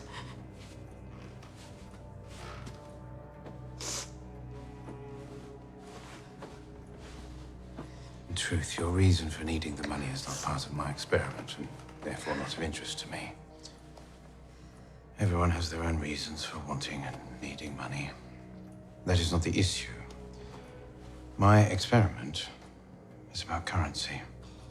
It is about finding out the extent of the things a good person will do in return for money, and how much each bad thing would cost. Thereby establishing a kind of exchange rate, a human exchange rate. Similar to the exchange rate on the commodity market. Except now, it is your virtue. Your virtue up for auction. And with it, any doubt in my mind about human nature.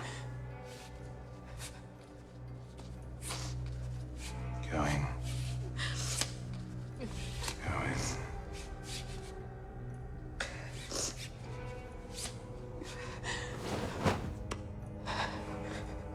Come on.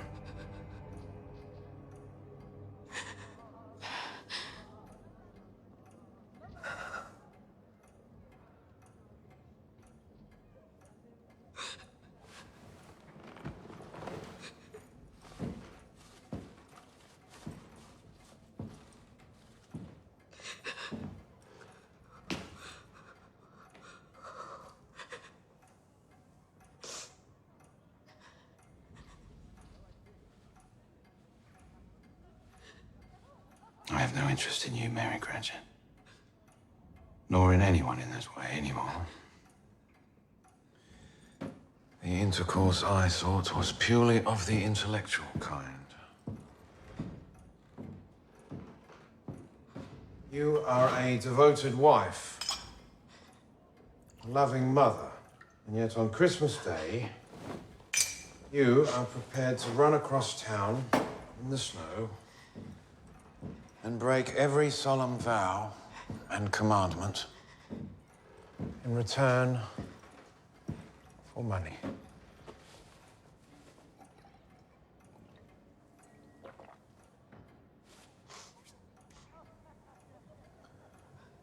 Take it. You've already given me what I want. Proof.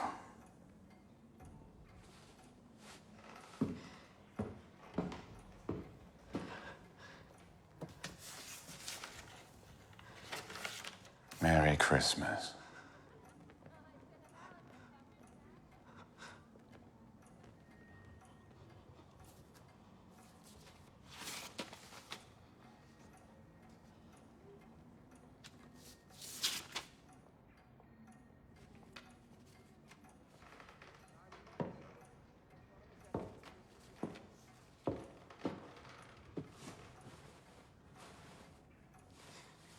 Never speak of this.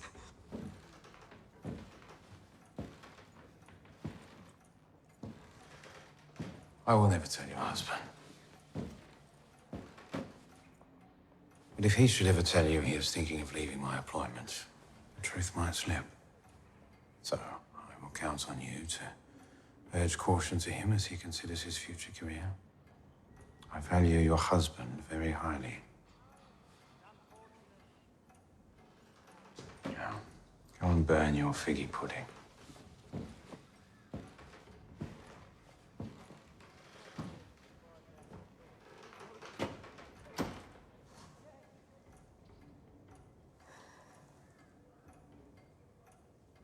I will. And I will say a prayer. That someday, some power of justice will grab you by the throat and drag you to a true, bright mirror that you might see the truth in your reflection. And that the truth will be known to the world.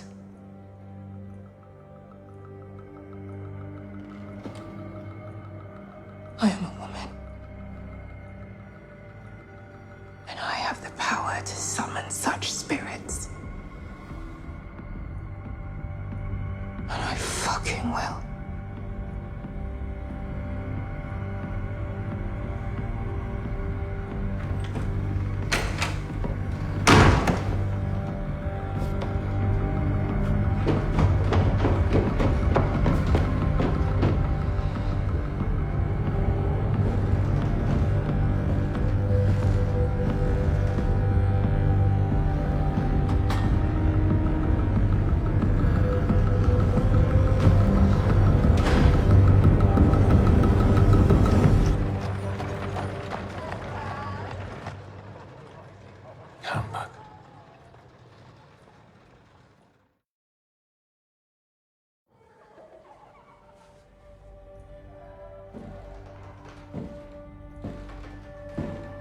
Is it true? Was it Mary Cratchit who summoned you to take me by the throat? Behold. Even yet. No pins. No needles.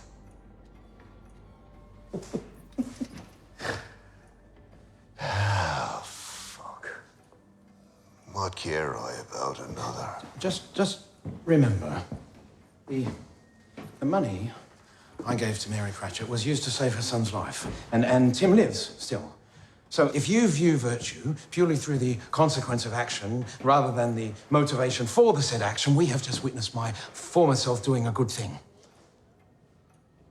Bravo! You are a rock, a pile of rubble, a heart lost, never to be found.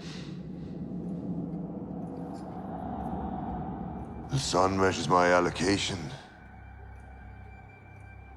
My time with you is done. So I am forgiven. How many times must you be told? It's not about your forgiveness! Well, what is it then? How am I supposed to find what I'm meant to find, or feel what you want me to feel if I don't know what it is? It is now midday. The second spirit will come when the clock strikes midnight. The second spirit will search the blizzard for your heart. And if it only finds rocks and ice, Ebenezer Scrooge be done! Wait, tell me what to expect. Tell me what is expected of me. My thoughts are my own, but my soul is beyond my control. Spirit, tell me how to change it.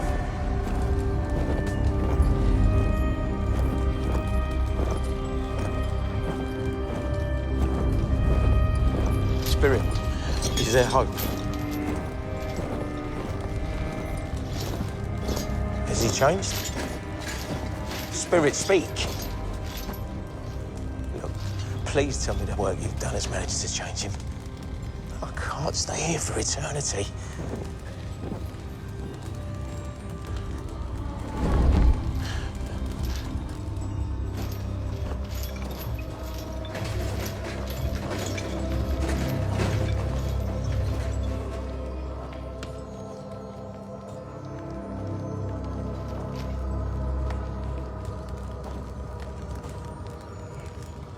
They're sending you.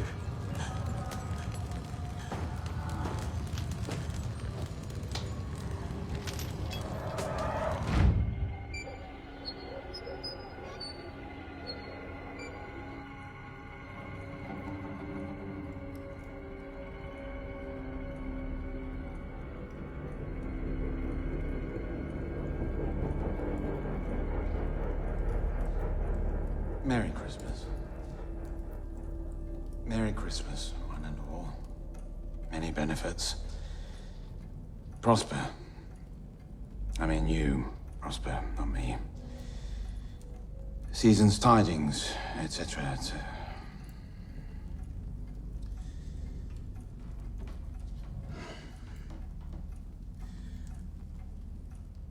Merry Christmas, one and all.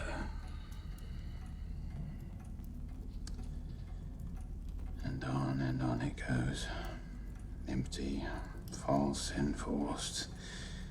Year upon year, endlessly. Peppy.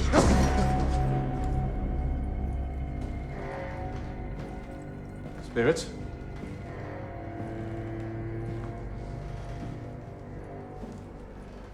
Spirit?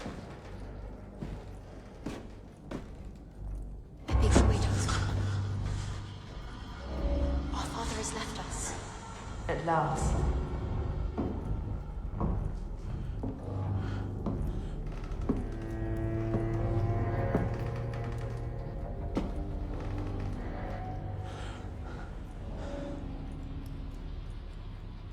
Lottie.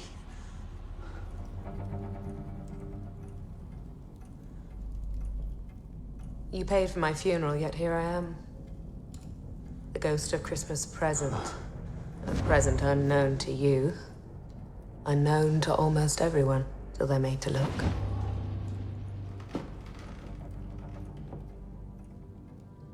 Come. Come on. Lottie, if I'd known what you did for me all those years ago, I would have shown more understanding. I will show, and you will learn. And hopefully, you will soon begin to feel. So you need to wrap up. You may recall that when I was alive, I was quite the scientist. Well, I still am. What I will show you is in the name of science. You like experiments, don't you? Any scientific study of human society will illustrate the success of that society is dependent upon the function of the collective. And the function of the collective is dependent on various discrete factors. You know, Lottie, I once remarked that you were the brightest person I knew. Later, I remarked that you were also a bit of a show-off about it.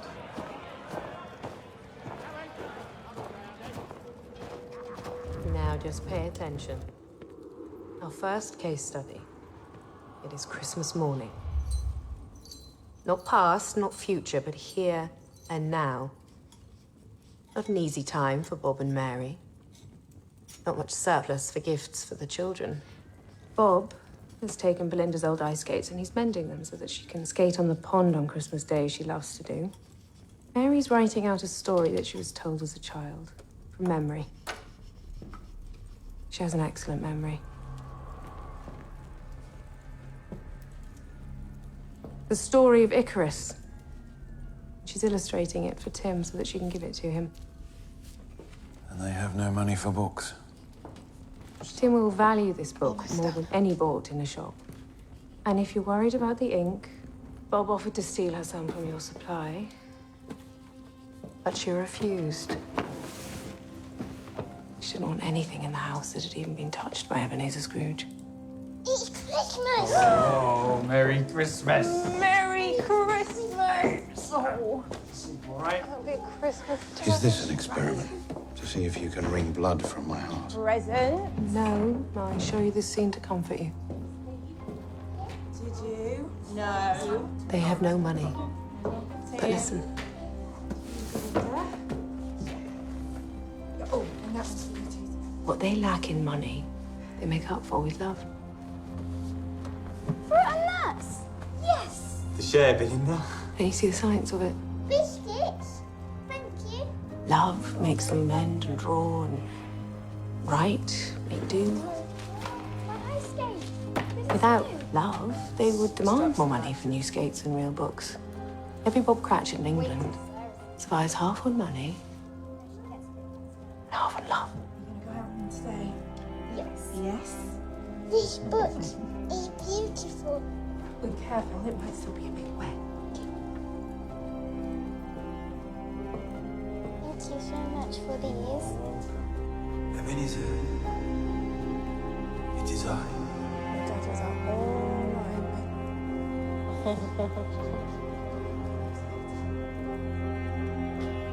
night. So it is love. Love that saves the system from revolution. A scientific and economic reason for you to embrace it, Ebenezer. See the value of it. You're mocking me. You mock yourself, putting a value to things that have no price. How many candles are there under the tree? And bells. How many bells? And presents for the children. How many were there? You didn't count. You stared for a long time, but you didn't count. Before, you counted everything. This time, you looked. Is that a good thing? Is that progress? You tell me. I thought you were supposed to know it all. Ah, do you smell that, Ebby? The day passes quickly already. It's dinner time. Pleasure to have you. And there's Goose.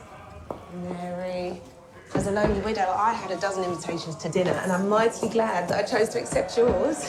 Never a finer goose for steam. I'm so cheap. It had a broken leg or a leg shorter than the other or something. Bob, you carve. After dinner, I'm going skating. I want to come.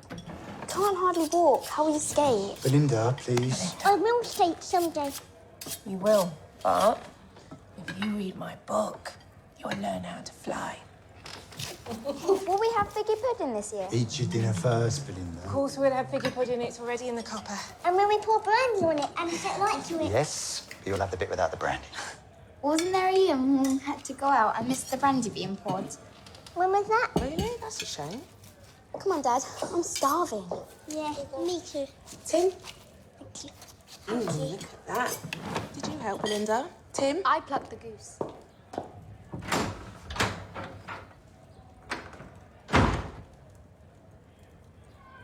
The absence of money, the family can survive. The absence of truthfulness, they cannot. Mary, I'm fine. Please go and you carve. said we discussed the source of How? the money half. How?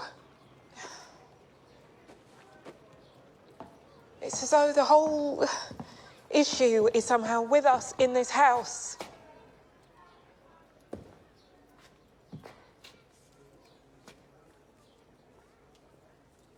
I need to tell you, Bob.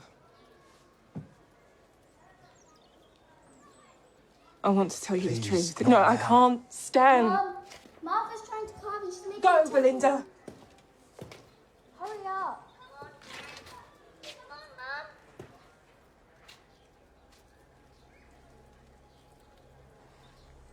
I want to tell you where I got the money for Tim's operation.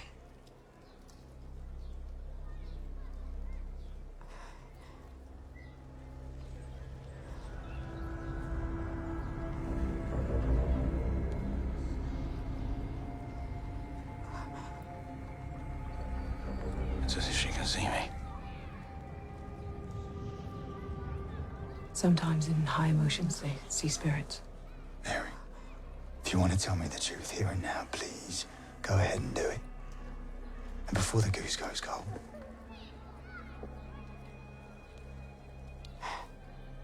The truth is, there is no rich cousin in America. I made him up. That Christmas Day,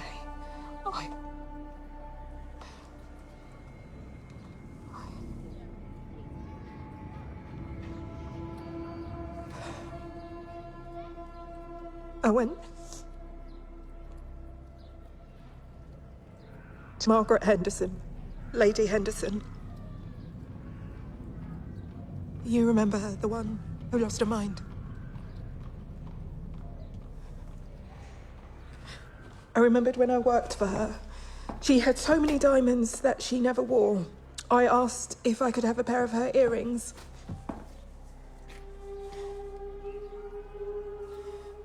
Why is she lying? To spare the day. What? To spare her loving husband. She was old and she was confused, and for all she knew, I might as well have been asking for a ginger biscuit. She said yes, take them. But I took the diamonds from her jewelry box and I sold them. So, here I stand before you, your wife, the jewelry thief. That is how I got the money.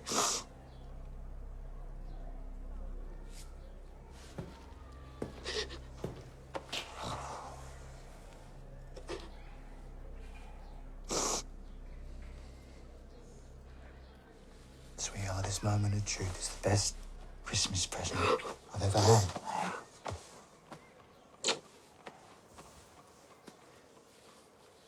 I have something to tell you. All of you. Come.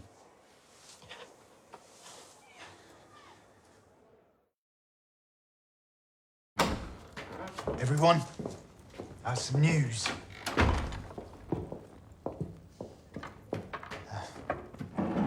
Cratchit tribe, one and all, your father has something to tell you. Bob, let's eat first. I know this news will help with our digestions. What news? Can we eat while we listen? Hush, Belinda. I wish to announce I've made a decision about my career I've decided that Monday morning, December 26th, that's tomorrow, I'm gonna go into the office. I'm gonna hand in my resignation notice to that old skinflint Ebenezer Scrooge. Yes! And Mary, don't be alarmed. I've received an alternative offer, you see, by Mr. Thwaites and Langley. He was quite disgusted by some of the things Scrooge said to him on the street. He sent me an offer. And best part is my Christmas gift to the whole family. In my new position, I will be receiving 2 extra shillings every week. 2 shillings? So, next year there will be brand new ice skates for you, Belinda, and there will be real wings for you, Tim. Thank you. Thank you, Dad. You're welcome.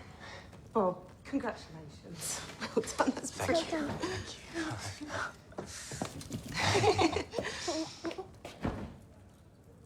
Mary. You of all people hate Scrooge.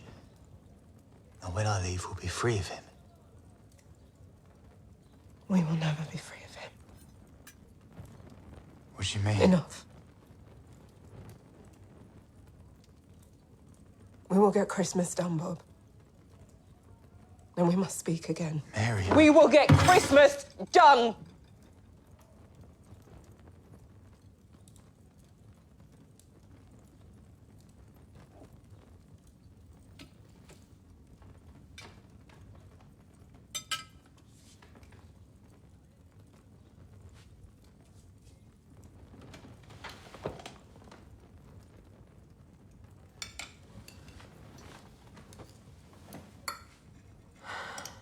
There. The happy family, silenced by your experiment. I want her to know that if Bob Cratchit resigns, I will say nothing about what happened. I want to tell her that right now. No, she already feels your presence. We need to leave. Get out of my house. Get out of my house. Get out of my house!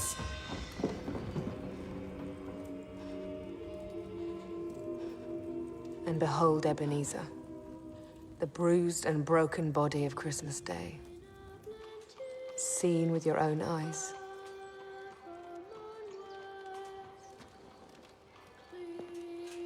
Now listen, this very Christmas morning, in a valley far away, they are singing.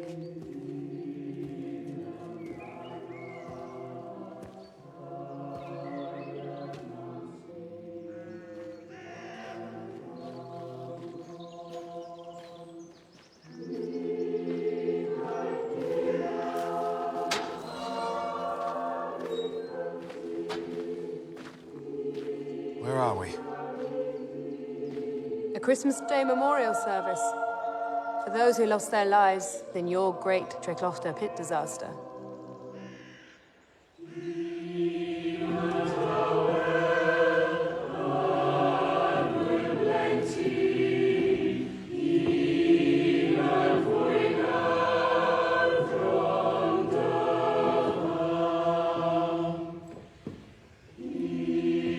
What do you see?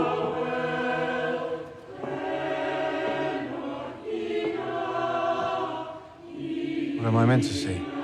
No tears, no self-pity. You see men and women and children united.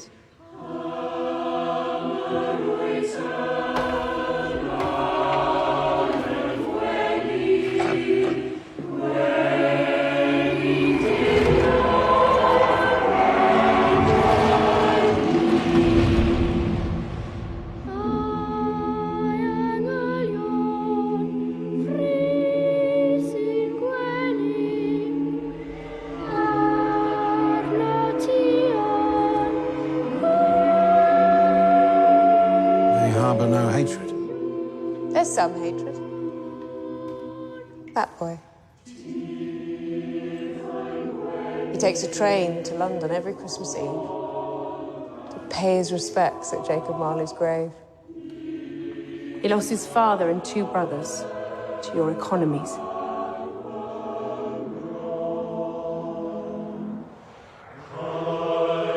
My goodness. The feelings you instill are terribly strong.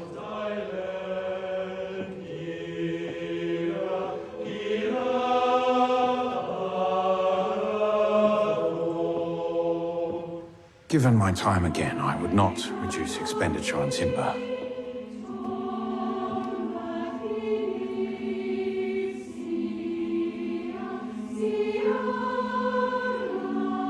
Given the time again, I would not be myself. There.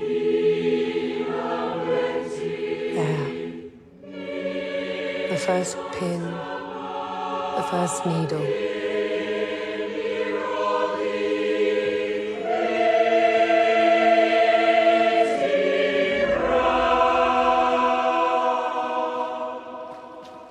Erected in memory of the 17 brave ponies who perished in the earth on Christmas Day in the morning.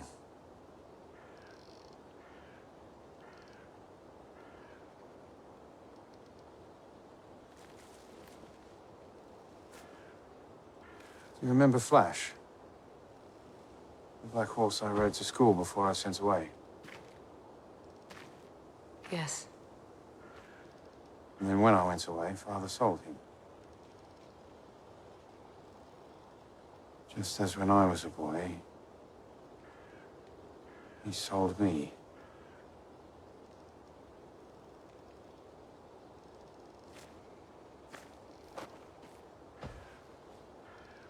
Ebenezer, my time with you is almost done. Please speak of it.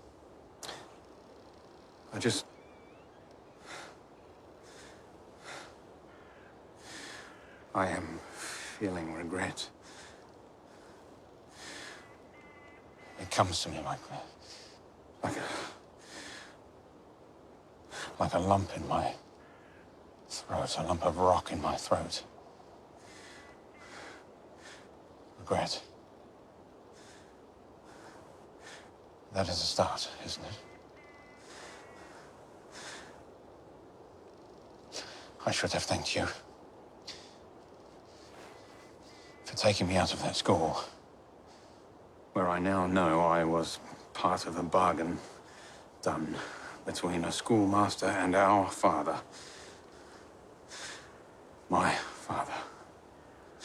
My own father. There. Said out loud.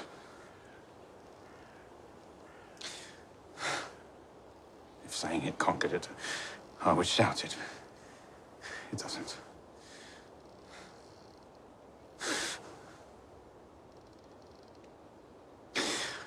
Lottie, I should have loved you.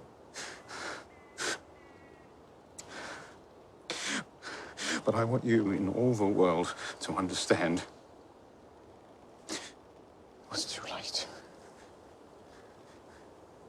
You came with your carriage and your gun. Too late.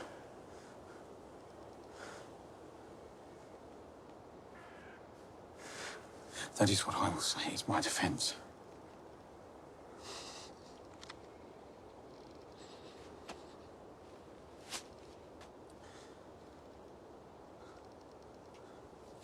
Ebenezer, when the next spirit comes, please don't offer him excuses. He's the terrible one. The unknown one. And the one who decides.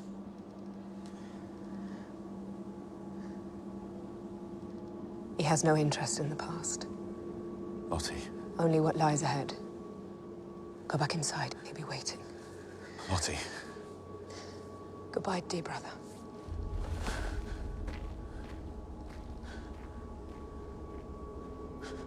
I couldn't love you.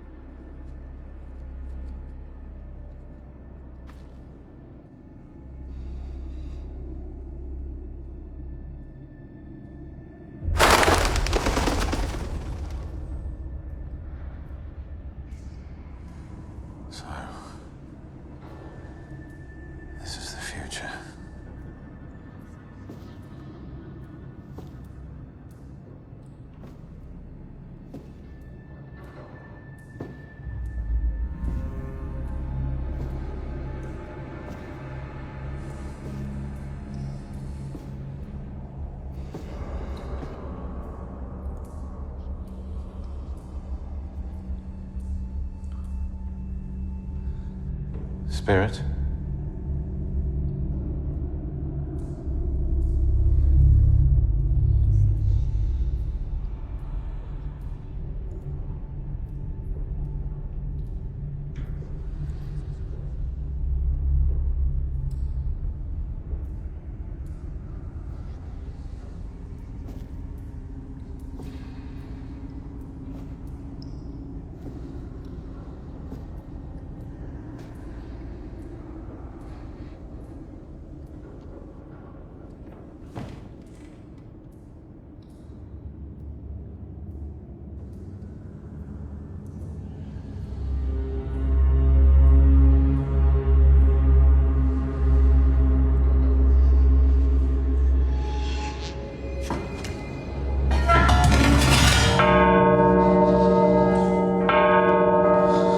When the bell tolls, the spirit comes. Yes, I understand. And I am ready.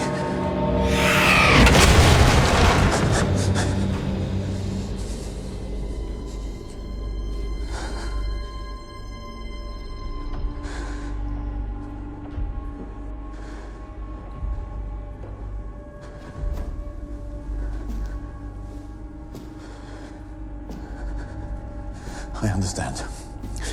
You are the spirit of Christmas future. And because we can never know the future, you are not allowed to speak.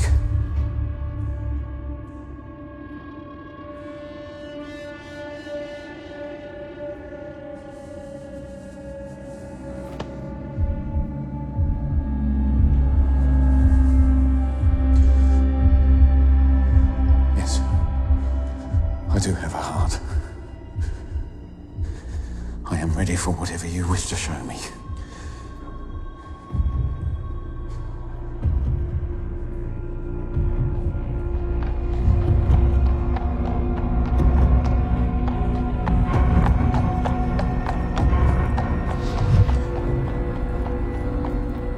Elvis. Goodness, look at all that coal. I must be out of town. Still looks the same. It's not too far in the future. What year is this?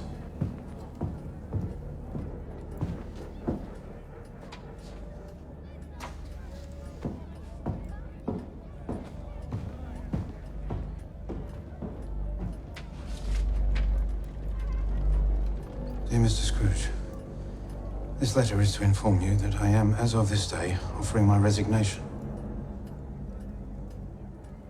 So he's doing it, he's resigning. Before I leave, I wanted you to know that you are the most unpleasant, devious, inhuman... Dad, come. It's Tim. There's been an accident. When? How? He went to the pond. He borrowed my ice skates, but he didn't tell anyone. Nobody was with him.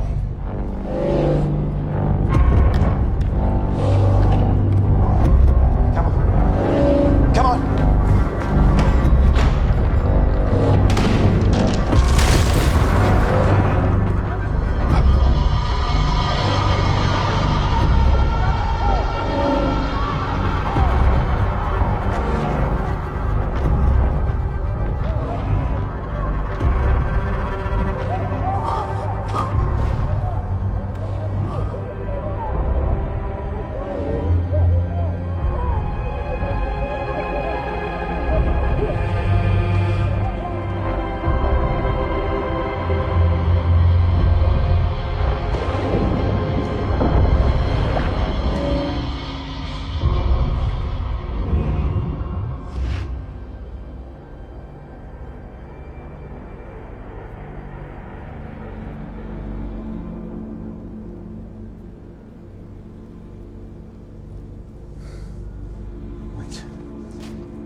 My sister said it is you who decides. Are you deciding now? Is it in your power to change things? Because if it is...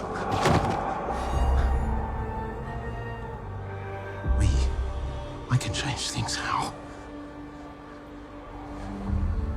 You mean if I had my time again? Well, then give it to me. I know I don't deserve a second chance, but I understand now what it is I must...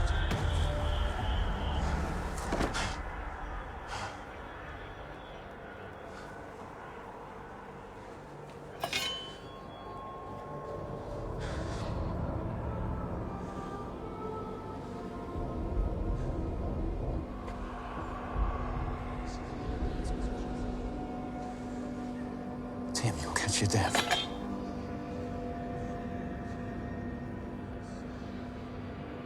Or is it death that has caught you? Is he dead?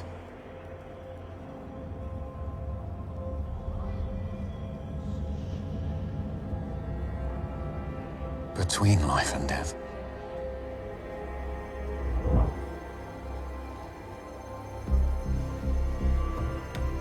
Tim? Tim! If you can hear me, you must live! You must stay awake, Tim! For your mother! We're here, little man. Stay with us. I don't care about the rules! We're here, little man. No, don't leave us, Tim. Tim, no.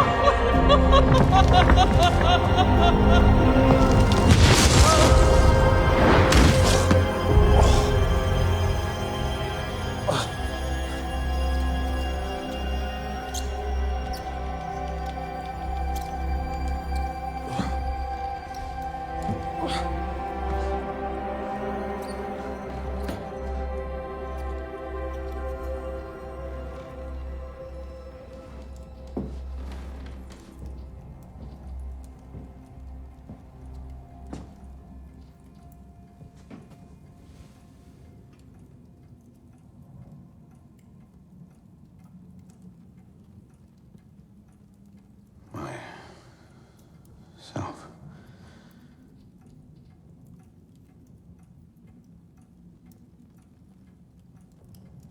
What year is this? What year do I die?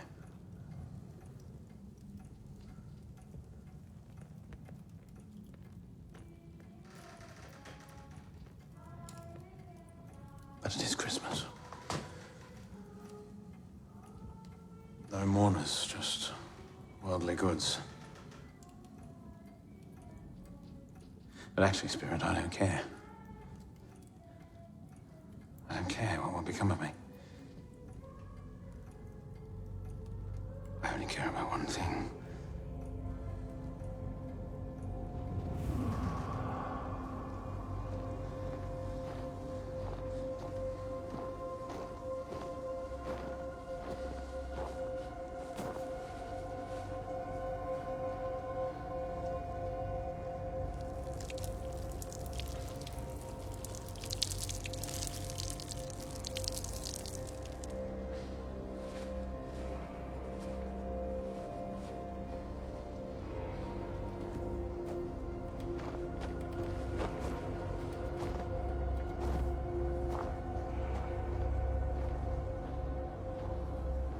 Bravo. Bravo. I know my fate. And you know my question. What happens to Tim Cratchit?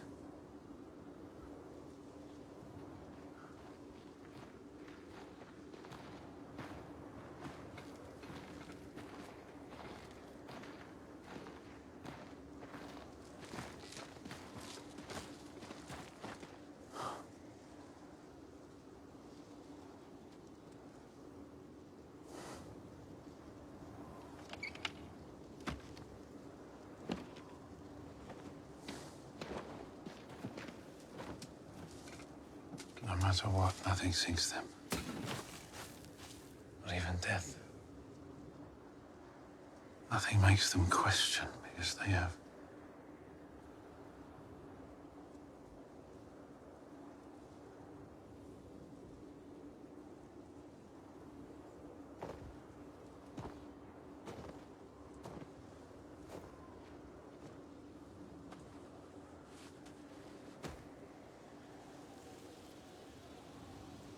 Spirit, I need to know why. What was the reason for all of this? Why did you spirits come to me? Why did you show me all of this? What purpose?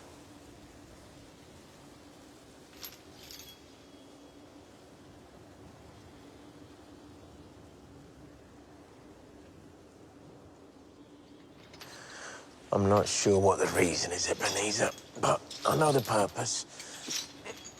It's all to do with redemption and our joint liability.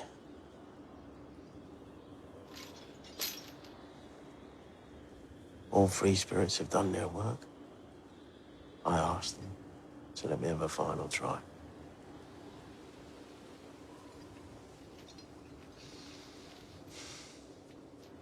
We were so wrong.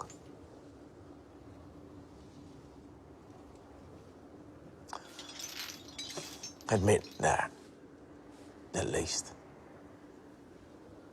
No.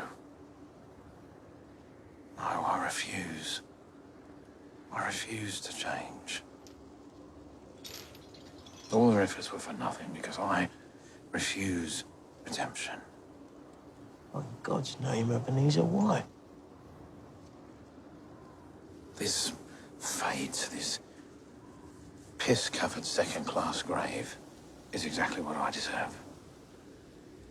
And if redemption were to result in some kind of forgiveness, I do not want it. Because I would find a way to justify everything I have done according to the consequence. Because that's who I am.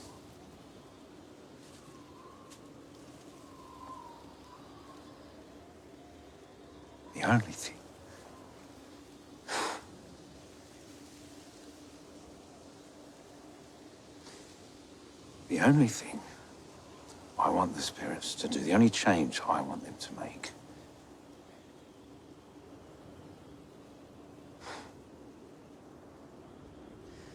is to spare the life of him.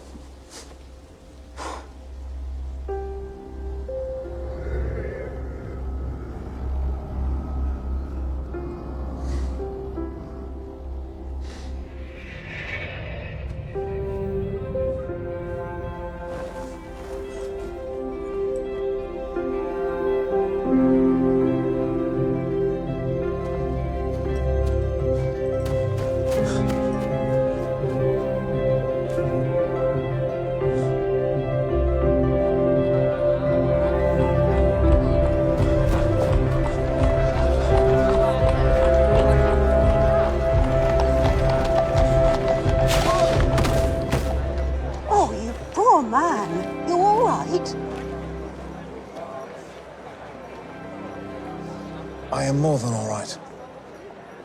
I can feel. And I can feel that I can feel. Feel what? At the moment, a pain in my ass. Oh, ouch. Yes. I was meaning to sprinkle this on the ice earlier. What with it being Christmas, I forgot. Yes. Yes. Everything in life is a lesson if you care to learn. The sprinkling of gravel on ice is an action taken by a person for the benefit of others without expectation of any reward of any kind. A whole new philosophy on human nature, encapsulated in a handful of gravel. Did you hit your head? Forgive me. Merry Christmas, sir. It is. It is, yes. Merry Christmas, sir. Merry Christmas. Merry Christmas to you. Merry Christmas. Merry Christmas.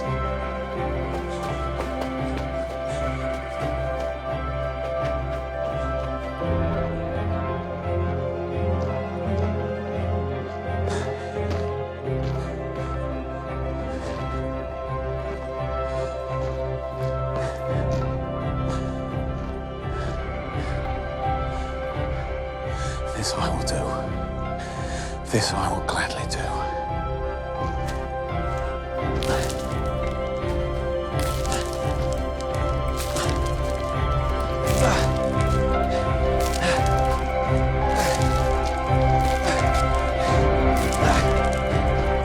No one will skate here this Christmas.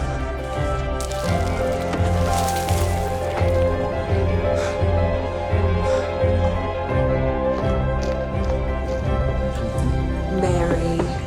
As a lonely widow, I had a dozen invitations to dinner, and I'm mightily glad that I chose to accept yours. Never a finer goose was seen. And so cheap. It had a broken leg or a leg shorter than the other or something. Bobby, you carve. I want to come. You can't hardly walk. How will you skate? Belinda, please. I will skate someday. Expecting company, Martha? I wouldn't presume.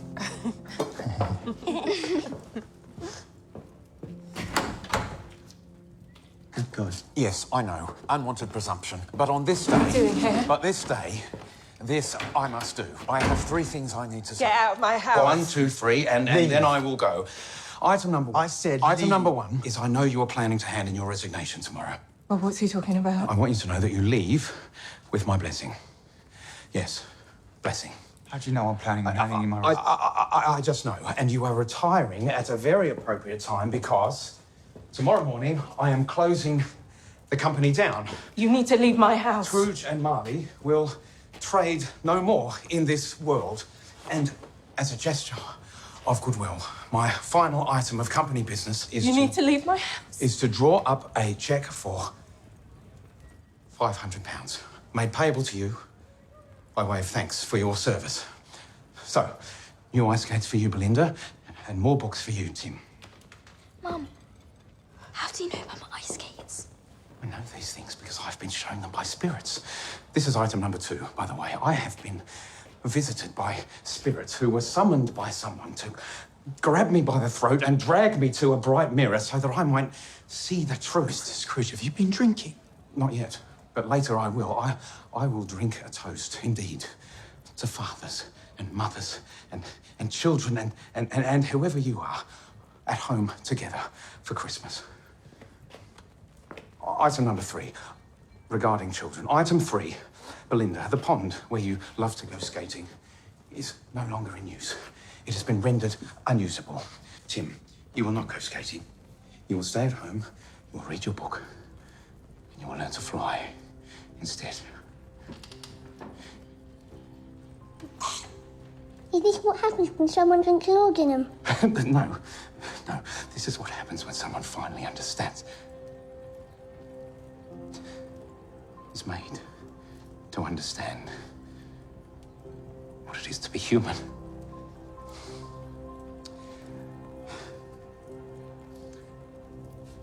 That is all. Thank you. The cheque will be delivered by hand.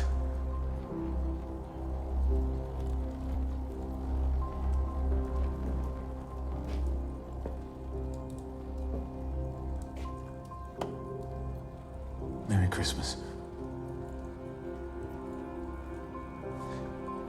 Merry Christmas. I'll show you out. Mary. It's fine.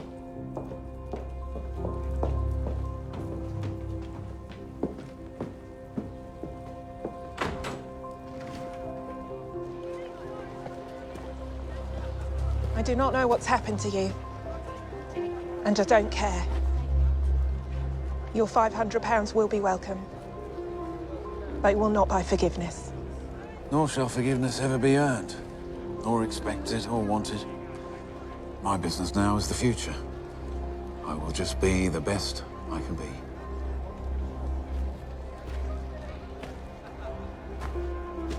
For the spirits, and the bright light, and the mirror, I thank you.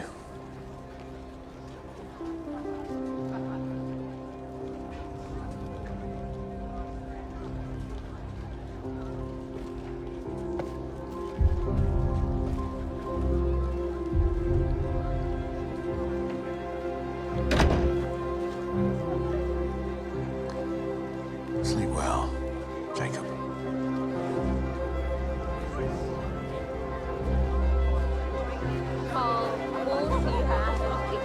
Understands why there were camels in the snow.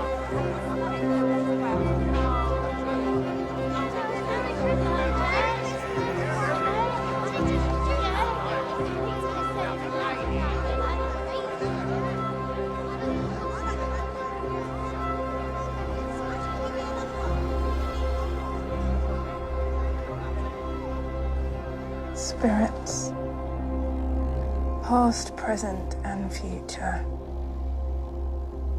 There is still much to do.